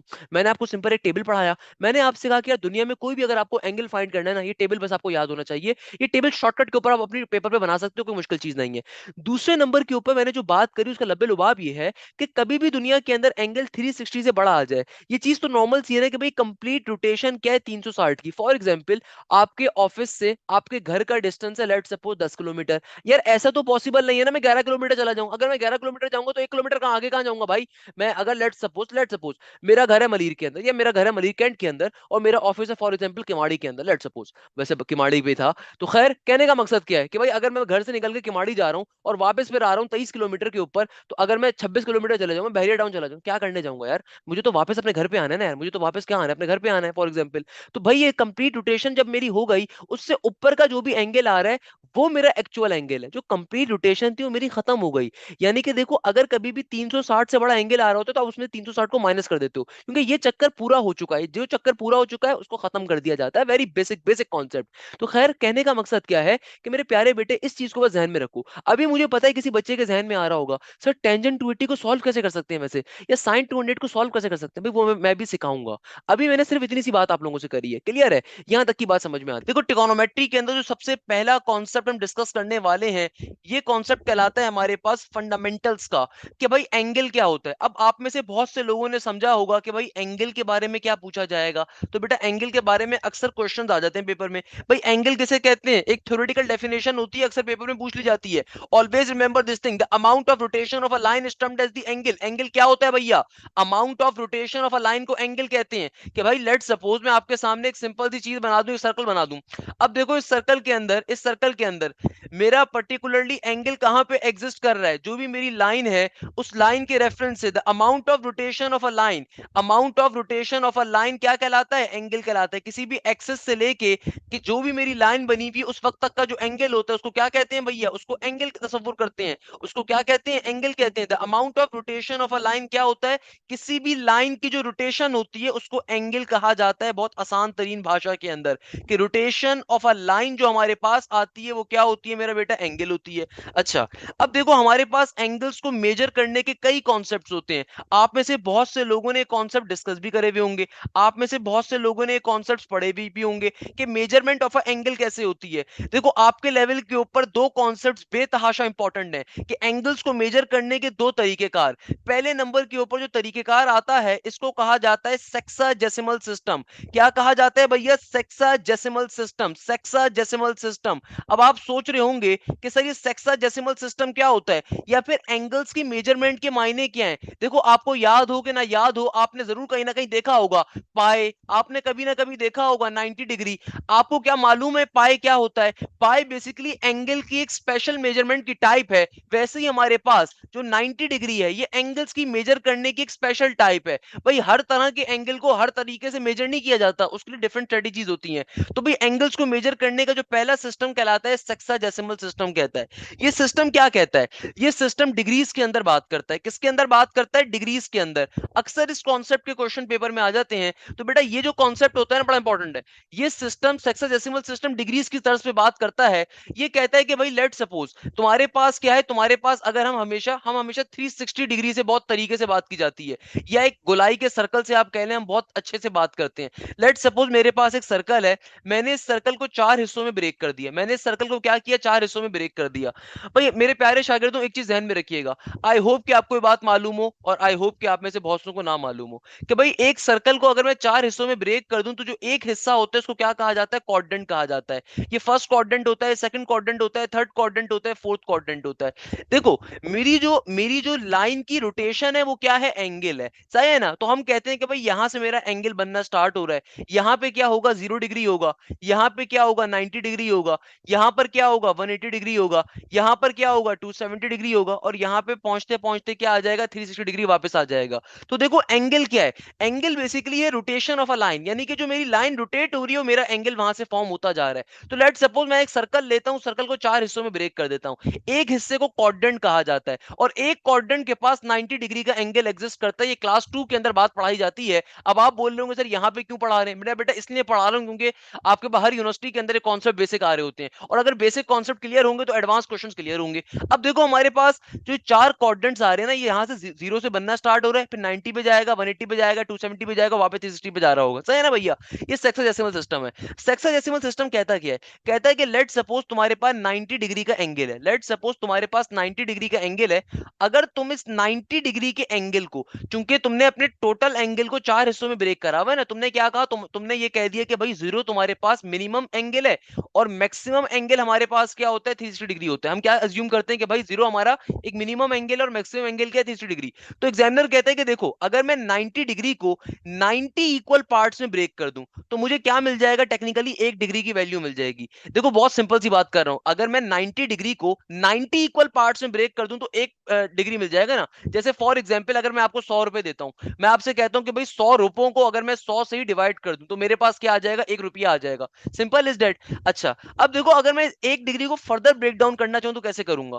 देखो भैया, अगर मैं 1 डिग्री को फर्दर ब्रेक डाउन करूं, तो मेरा बेटा 1 डिग्री को अगर मैं 60 इक्वल पार्ट्स के अंदर ब्रेक करूंगा ना, तो मुझे क्या मिलता है? मुझे 1 मिनट अचीव होता है। क्या मिलता है? मुझे 1 मिनट अचीव होता है। और मिनट जो होता है डिग्री से छोटा यूनिट होता है। उसको कैसे लिखा जाता है? उसको ऐसे करके लिखा जाता है कि भाई अगर आप 1 डिग्री को 60 इक्वल पार्ट्स में ब्रेक कर दें, तो आपको 1 मिनट मिल जाएगा। और अगर मैं इस 1 मिनट को फर्दर 60 इक्वल पार्ट्स के अंदर ब्रेक कर दूं, तो हमारे पास जो चीज आती है उसको कहा जाता है 1 सेकंड। भाई ये आपने आज से पहले बहुत से बच्चों को मालूम भी नहीं होगा कि भाई डिग्री भी फर्दर क्लासिफाई होती है, डिग्री भी फर्दर ब्रेक डाउन होती है। ऑलवेज रिमेंबर दिस थिंग कि भाई ये बहुत बेसिक चीज है जो अक्सर पेपर में आ जाती है, कि 1 डिग्री को अगर मैं 60 इक्वल पार्ट्स में ब्रेक करूंगा, तो मुझे क्या मिल जाएगा? 1 सेकंड। और 1 सेकंड को इन डबल डैश के हाइफन के सिंबल से रिप्रेजेंट किया जाता है। यानी कि आसान तरीन भाषा में मैं क्या कह सकता हूं कि भाई अगर मैं 1 डिग्री को 60 इक्वल पार्ट्स में ब्रेक करूंगा, ये 1 मिनट बन जाएगा। और 1 मिनट को फर्दर 60 इक्वल पार्ट्स में ब्रेक डाउन करेंगे, तो क्या बन जाएगा? ये बन जाएगा हमारे पास सिंपल तरीके से 1 सेकंड। तो एक और अल्फाज के अंदर मैं क्या कह सकता हूं कि दर हकीकत 1 डिग्री के अंदर कितने सेकंड्स होते हैं? 1 डिग्री के अंदर 3600 सेकंड्स होते हैं। यानी कि मैं क्या कह सकता हूं, 1 डिग्री के अंदर कितने सेकंड्स होते हैं? यानी कि डिग्री और सेकंड्स क्या है? बेसिकली सेकंड और मिनट हमारे पास क्या है? डिग्री का और स्मॉलर यूनिट है, और ब्रेकडाउन बेस्ड इवेंट है, कि भाई हमारे पास 1 डिग्री में टोटल 3600 सेकंड्स आ रहे हैं। सही है? अब देखो इस पे क्वेश्चन क्या आ जाता है। क्वेश्चन इस पे बहुत सिंपल सा आता है। एग्जामिनर बहुत मजे की बात करेगा आपसे, हल्की फुल्की। एग्जामिनर कहेगा, लेट सपोज तुम्हारे पास एक क्वेश्चन है। एग्जामिनर कहते हैं, अक्सर पेपर में क्वेश्चन आया हुआ है, आपको आईपीए में, एनईटी में, नर्स में, फास्ट में ऐसे क्वेश्चन मिल जाएंगे, कि जहां पे बच्चे को कंफ्यूज कर दिया जाता है कि आपको जो एंगल गिवन होगा ना, वो इस फॉर्म में गिवन होगा, इस फॉर्म में। एग्जामिनर कहेगा भैया इसको सिंप्लीफाई करके बताओ। अब देखो इस क्वेश्चन को सिंप्लीफाई कैसे करेंगे? बेसिक कॉन्सेप्ट है भैया। देखो, हमें मालूम है कि मुझे क्या गिवन है, यहाँ पे एक ही एंगल को तोड़ तोड़ के दिया हुआ है। 45 डिग्री गिवन है, 20 मिनट गिवन है, 60 सेकंड्स गिवन है। हमें क्या करना है? हमें इसको एक सिंगल यूनिट में कन्वर्ट करना है। अभी ये एंगल्स के डिफरेंट यूनिट आ रहे हैं, अभी ये डिग्री फर्दर ब्रेकडाउन यूनिट्स में आया हुआ है। जैसे लेट सपोज मैं आपके सामने लिखता हूं कि एक आदमी का वजन है 55 केजी, 1000 ग्राम्स, और आगे मैं कह दूं 10,000 मिलीग्राम। आप बोलोगे सर क्या बेवकूफाना वाली बात कह रहे हैं, डायरेक्टली आप लिख देते 57 kg है। और मैंने बोला नहीं भाई मुझे मजा आएगा, मैं तो कंफ्यूज करना चाहता हूँ बच्चे को। मैं आपसे कहता हूँ एक बंदे का वेट क्या है, 55 kg, 1000 ग्राम और 10,000 मिलीग्राम। लेट्स सपोज मैंने आपसे मजाक किया इस तरीके का, आपसे कहते हैं इसको एक यूनिट में कन्वर्ट करना है। भाई ऐसा होता है ना फिजिक्स के अंदर, बिल्कुल सेम यहाँ पे ये कॉन्सेप्ट है। तो भाई कैसे करेंगे इसको, बेसिक चीज है। देखो भाई जो पहले से डिग्री में मौजूद है उसको नहीं छेड़ा जाएगा, वो एज इट इज रहेगा। प्लस का साइन लगाओगे, आपको ये मालूम है क्या आ रहा है, 20 मिनट्स आ रहा है। 20 मिनट्स को मुझे किसमें कन्वर्ट करना है, इसको भी डिग्री में कन्वर्ट करना है। हमें मालूम है कि एक डिग्री से, हमें मालूम है, इसको आसान करके पढ़ा देता हूं और, कि भाई डिग्री से मिनट में जाने के लिए क्या करते हैं, डिग्री से मिनट में जाने के लिए आप हमेशा अगर कभी डिग्री से मिनट में जा रहे हैं तो सिंपल तरीके से क्या करोगे भैया, डिवाइडेड बाय क्या कर लोगे भाई, डिग्री से अगर मैं मिनट में जा रहा हूं, बात जरा समझिएगा दोबारा, बल्कि इसको और तरीके से बता देता हूं। भाई डिग्री से अगर मिनट में जा रहे हैं तो हमेशा हम क्या करेंगे, मल्टीप्लाई बाय 60 करेंगे। और अगर मिनट से डिग्री में आ रहे हैं तो क्या करेंगे, मिनट से डिग्री पे आने के लिए सिंपल तरीके से क्या करेंगे, डिवाइडेड बाय 60 कर देंगे। सही है ना भैया। इसी तरीके से अगर मैं सिंपल तरीके से मिनट से जा रहा हूं सेकंड्स के ऊपर, किसके ऊपर जा रहा हूं भैया, अगर मुझे जाना है सिंपल तरीके से एक मिनट से जाना है मुझे किसके ऊपर, डिग्री के ऊपर, या एक मिनट से मुझे जाना है सेकंड्स के ऊपर, कि लेट्स सपोज मुझे मिनट से जाना है सेकंड के ऊपर, तो मैं क्या करूंगा, मल्टीप्लाई बाय 60 कर दूंगा। और अगर मुझे सेकंड से मिनट के ऊपर वापस आना है तो मैं क्या करूंगा, सिंपल तरीके से डिवाइडेड बाय 60 कर दूंगा। बेसिक कॉन्सेप्ट है। तो भाई देखो यहां पे अगर 20 मिनट्स आ रहा है, मुझे क्या करना है, मुझे डिग्री में जाना है, मैं सिंपल तरीके से क्या करूंगा, 20 डिवाइडेड बाय 60 कर दूंगा। प्लस के साइन के बाद देखो यहाँ पे 60 सेकंड्स आ रहा है, हमें क्या करना है, हमें सेकंड से वापस डिग्री में जाना है। तो भैया मैं क्या करूंगा, मुझे मालूम है कि एक डिग्री के मिनट में जाने के लिए क्या करना पड़ता है, मल्टीप्लाई बाय 60, और मिनट से डिग्री में आने के लिए क्या करना पड़ता है, डिवाइडेड बाय 60। आसान तरीन भाषा के अंदर भाई मिनट से सेकंड में आने के लिए क्या करना पड़ता है, मल्टीप्लाई बाय 60, और एक सेकंड से मिनट में आने के लिए क्या करना पड़ता है, डिवाइड बाय 60। मालूम है कि एक डिग्री के अंदर कितने सेकंड्स होते हैं, 3600 सेकंड्स होते हैं। एक डिग्री में कितने सेकंड्स होते हैं, 3600 सेकंड्स होते हैं। तो अगर मुझे सेकंड से जाना है किसके अंदर, डिग्री के अंदर, तो मैं क्या करूंगा, सिंपल तरीके से 60 को डिवाइडेड बाय 3600 करवा दूंगा। क्योंकि देखो मुझे मालूम है 60 सेकंड्स गिवन है और एक डिग्री में 3600 सेकंड्स होते हैं। मैं सिंपल तरीके से 60 डिवाइड बाय क्या करवा दूंगा, 3600। इसको सिंपलीफाई करूंगा, आंसर आ जाएगा। कैसे, 45 डिग्री का 45 डिग्री एज इट इज 20/60 क्या हो जाएगा, ये हो जाएगा 1/3 के बराबर। और यहाँ पे क्या हो जाएगा भैया, ये हो जाएगा सिंपल तरीके से आपके पास किसके बराबर भाई, इसको फर्दर सिंपलीफाई अगर मैं कर लूंगा तो जाहिर है भैया बेसिक लेवल के ऊपर सॉल्व हो जाएगा। 6 डिवाइडेड बाय 360 क्या हो जाएगा, 6 इंटू 6 क्या होता है, 36 के बराबर होता है। 6 1 जार 6, 6 6 जार 36, 0 का 0, तो किसके बराबर आ गया, 1/60 के बराबर आ गया। इसको आप सिंपल अब ऐड करवा दो। सर कैसे ऐड करवाएंगे, क्या बेसिक कॉन्सेप्ट होगा। भाई देखो मुझे मालूम है 1/3 क्या होता है, 1/3 की वैल्यू निकालना चाहते हो यहाँ से निकाल लो, नहीं तो 0.3 होता है, बहुत बेसिक कॉन्सेप्ट है। तो आप सिंपल तरीके से डायरेक्टली भी लिख सकते थे, बट चलो आपके लेवल के ऊपर नहीं आइडिया होगा, तो डायरेक्टली हमारे पास क्या होता है, सिंपल तरीके से ये हो जाएगा 1/3 बराबर होता है किसके, 0.3 के। और 1/60 क्या होगा भाई, 1/60 और छोटी वैल्यू आ जाएगी, I guess something around 0.01। Check कर लेते हैं भाई, अगर मुझे 1 को डिवाइड करवाना है 60 से, कैलकुलेटर तो अलाउ नहीं होगा, तो 60 का 60 बाहर आ गया, 1 का 1 अंदर आ गया। तो भैया 60 के टेबल में 1 नहीं आता तो मैं क्या लूंगा, 0 लगाऊंगा, डेसिमल लूंगा, यहाँ पे क्या आ गया, 10 आ गया। अभी भी नंबर चूंकि काफी छोटा आ रहा है, अभी भी चूंकि नंबर क्या आ रहा है, काफी छोटा आ रहा है, और 60 के टेबल में नहीं आता, क्योंकि 10 60 के टेबल में नहीं आता, एक और 0 आ जाएगा, तो यहाँ पे क्या आ गया, 100 आ गया। तो 60 1 जार क्या हो जाएगा, 60 हो जाएगा, जो भी मल्टीप्लीकेशन हो उसके वैल्यू नहीं रखते, खाली आपको 2 डिजिट तक की वैल्यू लेनी होती है। तो क्या बन गया, 0.01, क्या बन गया, 0.01। तो 45 डिग्री प्लस का 0.3 प्लस का 0.01, इनको आपस में ऐड करवा दीजिए, क्या बन जाएगा, ये हो जाएगा सिंपल तरीके से 45.3, 45.31 लगभग। यानी कि हमारे पास 45 डिग्री 20 मिनट 60 सेकंड्स की वैल्यू किसके बराबर होगी, 45.31 के बराबर होगी। दोबारा बता देता हूं, देखो ये क्वेश्चन पेपर में इसलिए पूछा जाता है क्योंकि एग्जामिनर को पता है कैलकुलेटर अलाउ नहीं है, बच्चा कंफ्यूज हो जाएगा। हालांकि इंतहाई बेसिक कॉन्सेप्ट है, इंतहाई बेसिक कॉन्सेप्ट है, इंतहाई बच्चों वाला कॉन्सेप्ट है। आपने बाखुदा कुछ भी नहीं करना, आपने सिंप्लीफिकेशन बेसिक लेवल में करनी है। आपको फॉर्मूलाज का आइडिया है, आपको मालूम है कि भाई एक डिग्री में कितने मिनट होते हैं और एक मिनट में कितने सेकंड्स होते हैं। आपने सिंपल तरीके से उस क्लासिफिकेशन को लेकर चलना है, आपने सिंपल तरीके से क्लासिफिकेशंस के ऊपर मूव करना है, क्लासिफिकेशन को सिंप्लीफाई करना है, सिंपल तरीके से आपका क्वेश्चन क्या हो जाएगा, सॉल्व हो जाएगा। देयर इज नथिंग एल्स जिसके ऊपर आपको कंफ्यूज होने की जरूरत है। बताओ भाई, बात पल्ले पड़ती है, बात पल्ले पड़ती है, बात समझ में आती है। एक बेसिक क्वेश्चन आप ले लो, एक बेसिक क्वेश्चन को जल्दी से, भाई ये क्वेश्चन आईबीएम में और एनईटी के अंदर आया हुआ है, जल्दी से मुझे बताओ भाई इस क्वेश्चन को कैसे सॉल्व करोगे। अगर मैं आपसे कहता हूँ 30 डिग्री आ रहा है, मेरे पास 60 मिनट्स आ रहा है, और लेट सपोज मेरे पास आ रहा है 15 सेकंड्स आ रहा है। तो जल्दी से बताओ ये क्वेश्चन कैसे, चलो इसको और थोड़ा टफ कर देता हूँ। मैं कहता हूँ कि भाई मेरे पास क्या आ रहा है, मेरे पास आ रहा है 90 सेकंड्स आ रहे हैं। तो आपको क्या करना है, डिग्री में कन्वर्ट करना है। जल्दी से बताओ कैसे सॉल्व करोगे। बहुत बेसिक लेवल से बात का आगाज कर रहे हैं। देखो ये क्वेश्चन समझना जरूरी है। अक्सर वर्ड प्रॉब्लम बेस्ड जो क्वेश्चन आते हैं ट्रिगोनोमेट्री के, उसमें भी एंगल्स आ जाते हैं इस तरह के। कैसे सॉल्व करेंगे इस क्वेश्चन को, देखो बड़ा बेसिक सा मैंने क्वेश्चन दिया, एग्जामिनर आपसे कह रहा है 30 डिग्री 60 मिनट्स एंड 90 सेकंड्स। इस क्वेश्चन को कैसे सॉल्व किया जाएगा, बहुत बेसिक कॉन्सेप्ट है मेरा प्यारा बेटा। देखो भाई सिंपल तरीके से, जो डिग्री में पहले से चीज मौजूद है हमें उससे नहीं छेड़ना, वो एज इट इज की एज इट इज रहेगी। मुझे मालूम है भैया, अगर मुझे मिनट से किस में जाना है, डिग्री में जाना है, तो भैया हमारे पास एक डिग्री में कितने मिनट्स होते हैं, 60 मिनट्स होते हैं। तो भैया अगर मुझे मिनट से डिग्री में जाना है तो मैं सिंपल तरीके से क्या करूंगा, मिनट वाली टर्म को 60 डिवाइडेड बाय 60 हो जाएगा, ये तो सिंपल तरीके से सॉल्व हो जाएगा।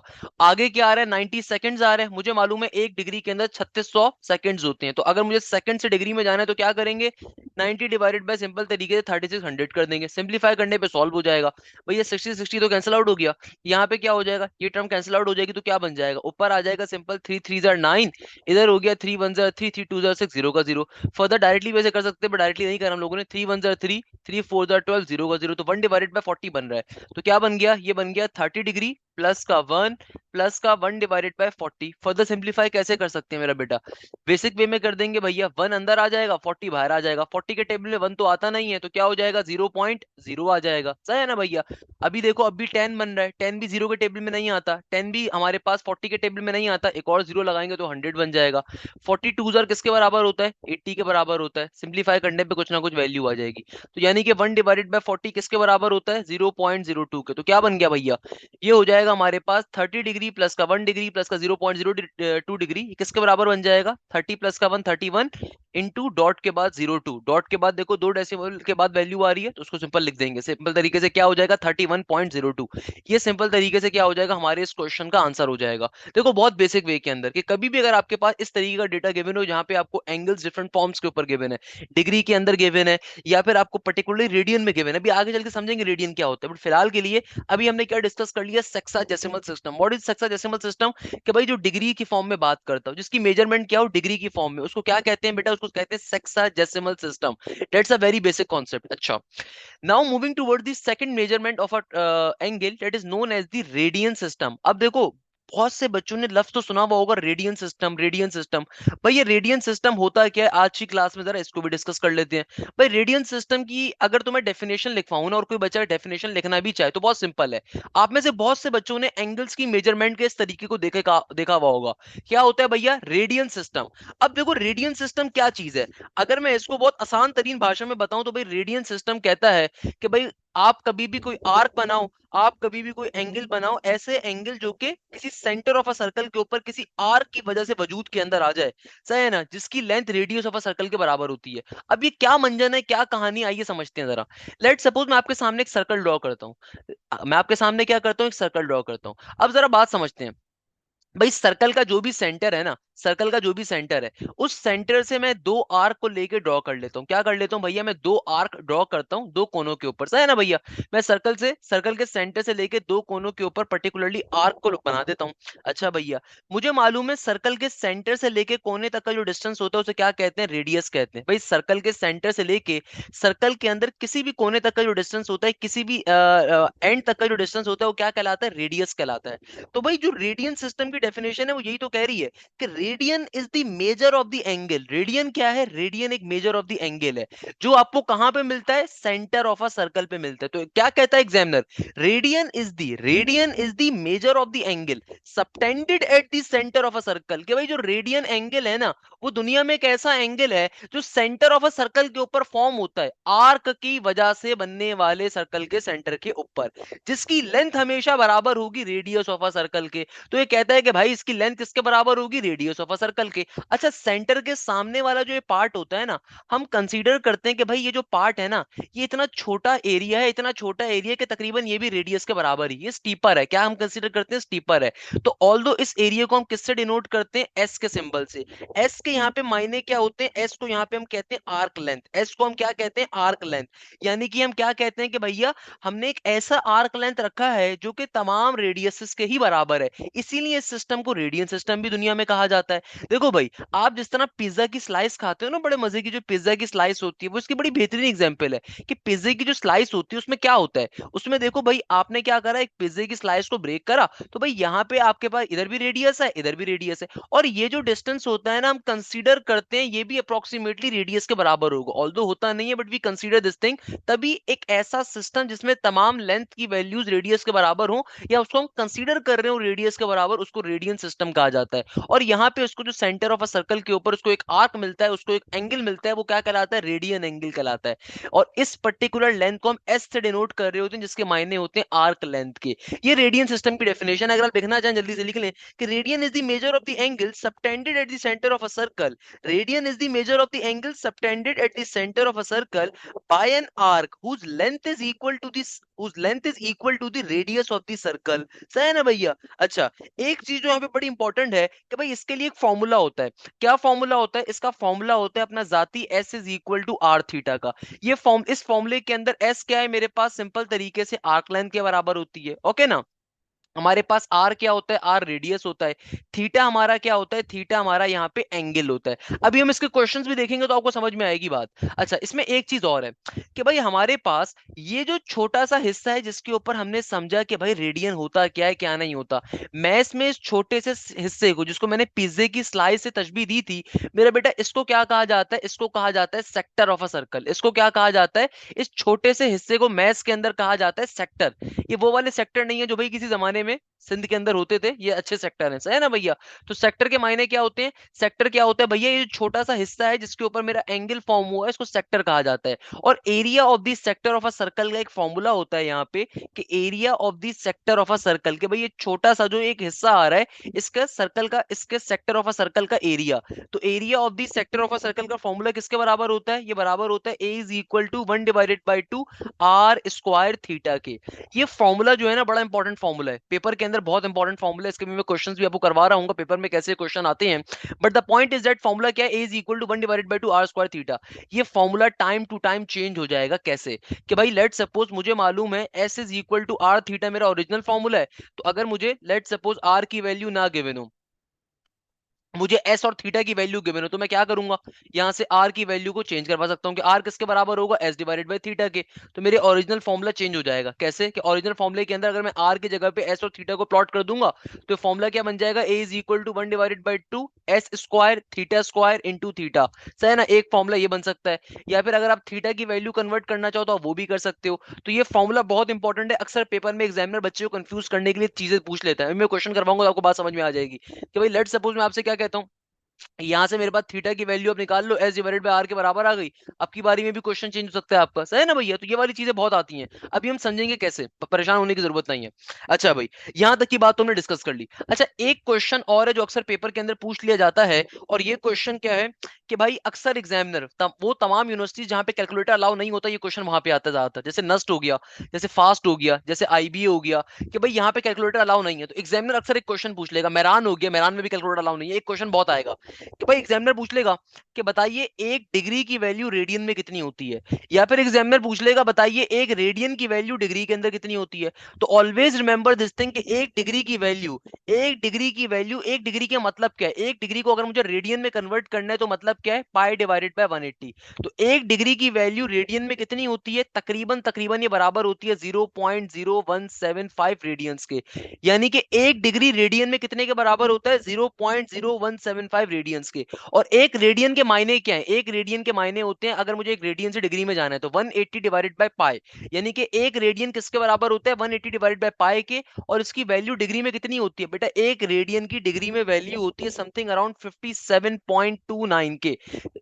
29 डिग्री कर लो इसको, 57.29 डिग्री के बराबर होती है। यानी कि एक रेडियन किसके बराबर है? 180 बाय पाई के। और एक रेडियन की कितनी वैल्यू होती है? 57.29 डिग्री के बराबर होती है। अक्सर ये यूनिवर्सिटीज के अंदर पूछ लिया जाता है, तो आपको एटलीस्ट ये वैल्यूज याद होनी चाहिए, क्योंकि कैलकुलेटर वहां पे अलाउ नहीं होगा। अच्छा, इससे पहले कि मैं कोई वर्ड प्रॉब्लम बेस्ड क्वेश्चन करवाऊं, यहाँ पे एक बेसिक कॉन्सेप्ट जो अक्सर यूनिवर्सिटीज में पूछ लिया जाता है, आपको आना चाहिए। और अगर यूनिवर्सिटीज में नहीं भी पूछा जाता तो मेरा बेटा खुदारा ये कॉन्सेप्ट आपको आना चाहिए कि भाई आपके पास जो है ना, बहुत दफा डिग्री के अंदर चीजें नहीं गिवन होती, रेडियन में चीजें गिवन होती हैं। अब मैं अक्सर देखता हूँ बच्चों को इतनी बेसिक बात नहीं पता होती, एक बेसिक कॉन्सेप्ट नहीं आइडिया होता कि भाई ये बेसिक चीज है कि आप किस तरीके से डिग्री से रेडियन में जाते हैं, रेडियन से डिग्री में आते हैं।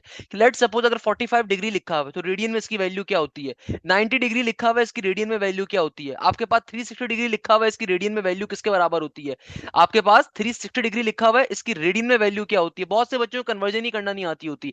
आपके पास 270 डिग्री लिखा हुआ है इसकी रेडियन में वैल्यू क्या होती है। या फिर आसान तरीन भाषा में, आपके पास कभी 2/3 पाई लिखा हुआ है, इसको डिग्री में क्या कहते हैं। या आपके पास कहीं पे लिखा हुआ है 1/2 पाई, इसकी डिग्री में क्या वैल्यू होती है। या आपके पास कहीं पे भी लिखा हुआ आ जाए लेट सपोज 3/2 पाई के बराबर, डिग्री में क्या कहलाएगा। आपके पास 4 पाई आ जाए, डिग्री में क्या कहलाएगा।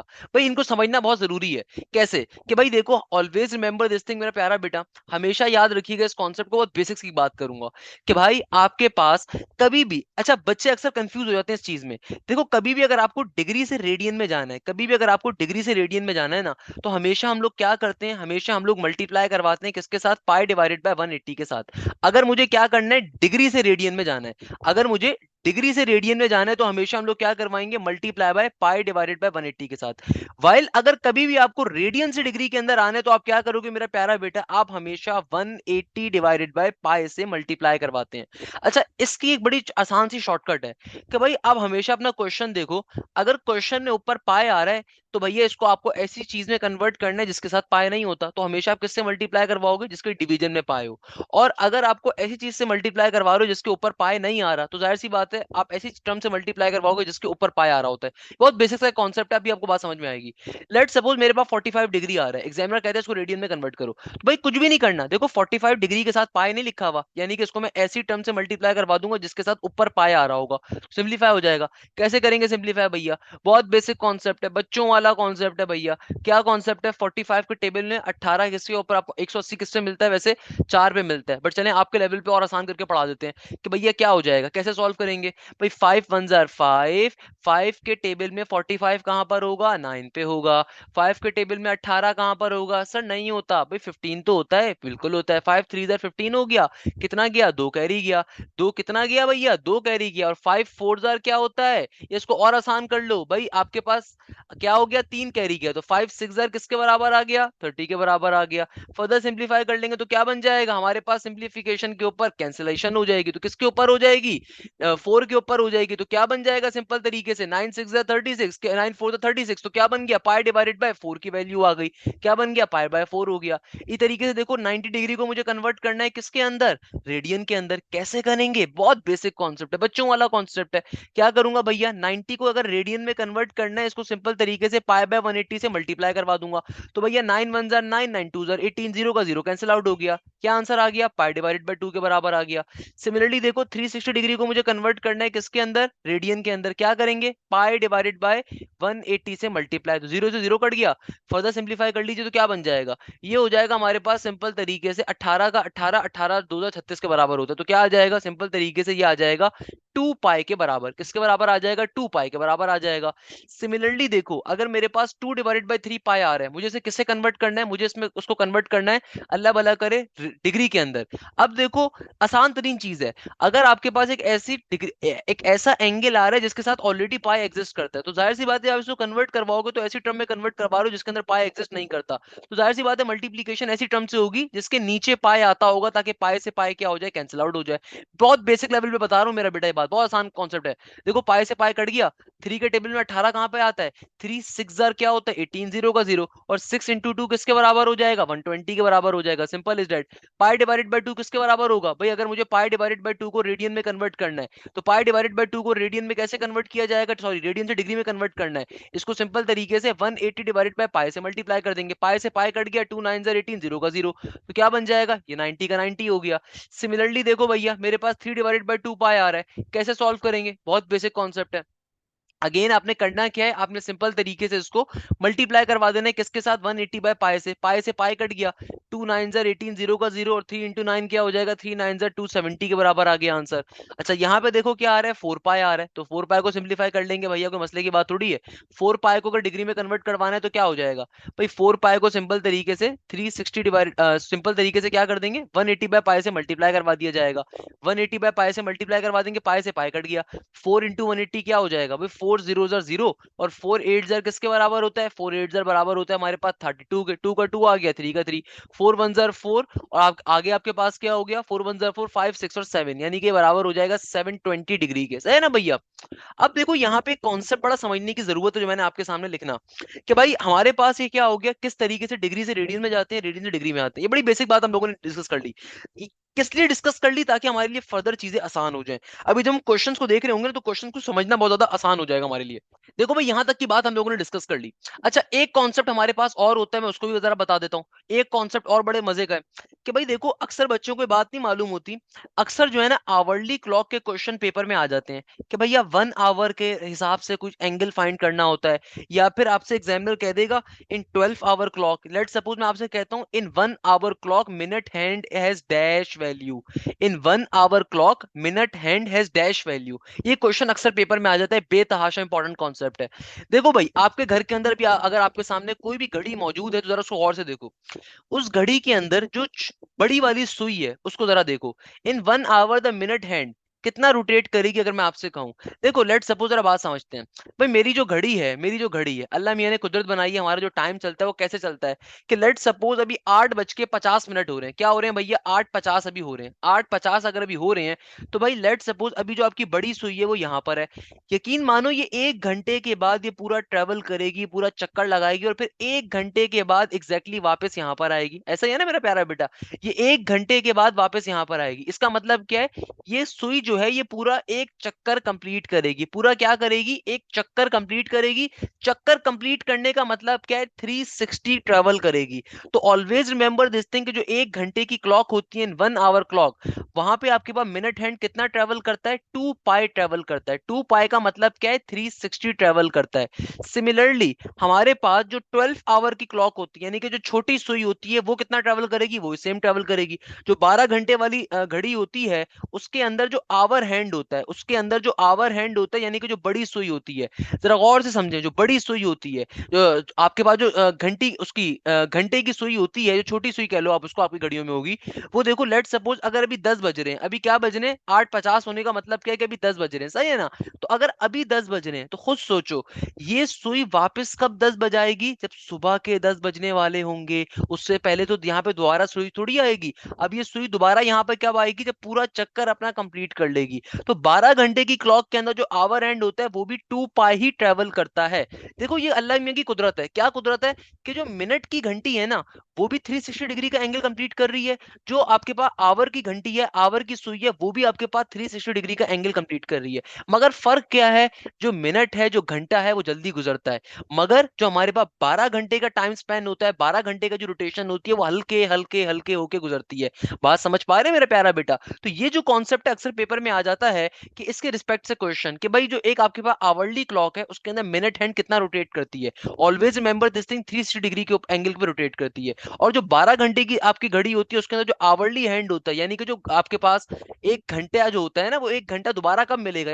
अभी अगर 8 बज रहे हैं, लेट सपोज अगर अभी 9 बज रहे हैं, तो दोबारा कब 9 बजेंगे, जब ये जब ये सुई जो है पूरे 12 घंटे ट्रेवल करके आएगी, यानी कि दोबारा से 360 ट्रेवल पूरा कंप्लीट कर लेगी, तभी आपकी सुई जब बजाएगी, तो उस सूरत के अंदर आपके ऑब्वियसली टाइम पूरा हो रहा होगा। तो दोनों ट्रेवल करते 360 डिग्री ही है, मगर कुदरत क्या है कि भाई जो मिनट हैंड होता है वो जल्दी अपना रोटेशन पूरी करता है, और जो हमारा आवरली हैंड होता है वो आहिस्ता आहिस्ता आहिस्ता 12 घंटे के टाइम स्पेन के ऊपर रोटेशन को पूरा कर रहा होता है। बताओ भाई इसमें क्या मसले की बात है, कोई परेशानी की बात है। देखो हमारे पास एक क्वेश्चन आता है, एग्जामिनर क्या कह रहा है, एग्जामिनर कहता है find the area of sector of a circle, find the area of sector of a circle if radius is 20 metre and arc length is 10 metre and angle is 4 revolution.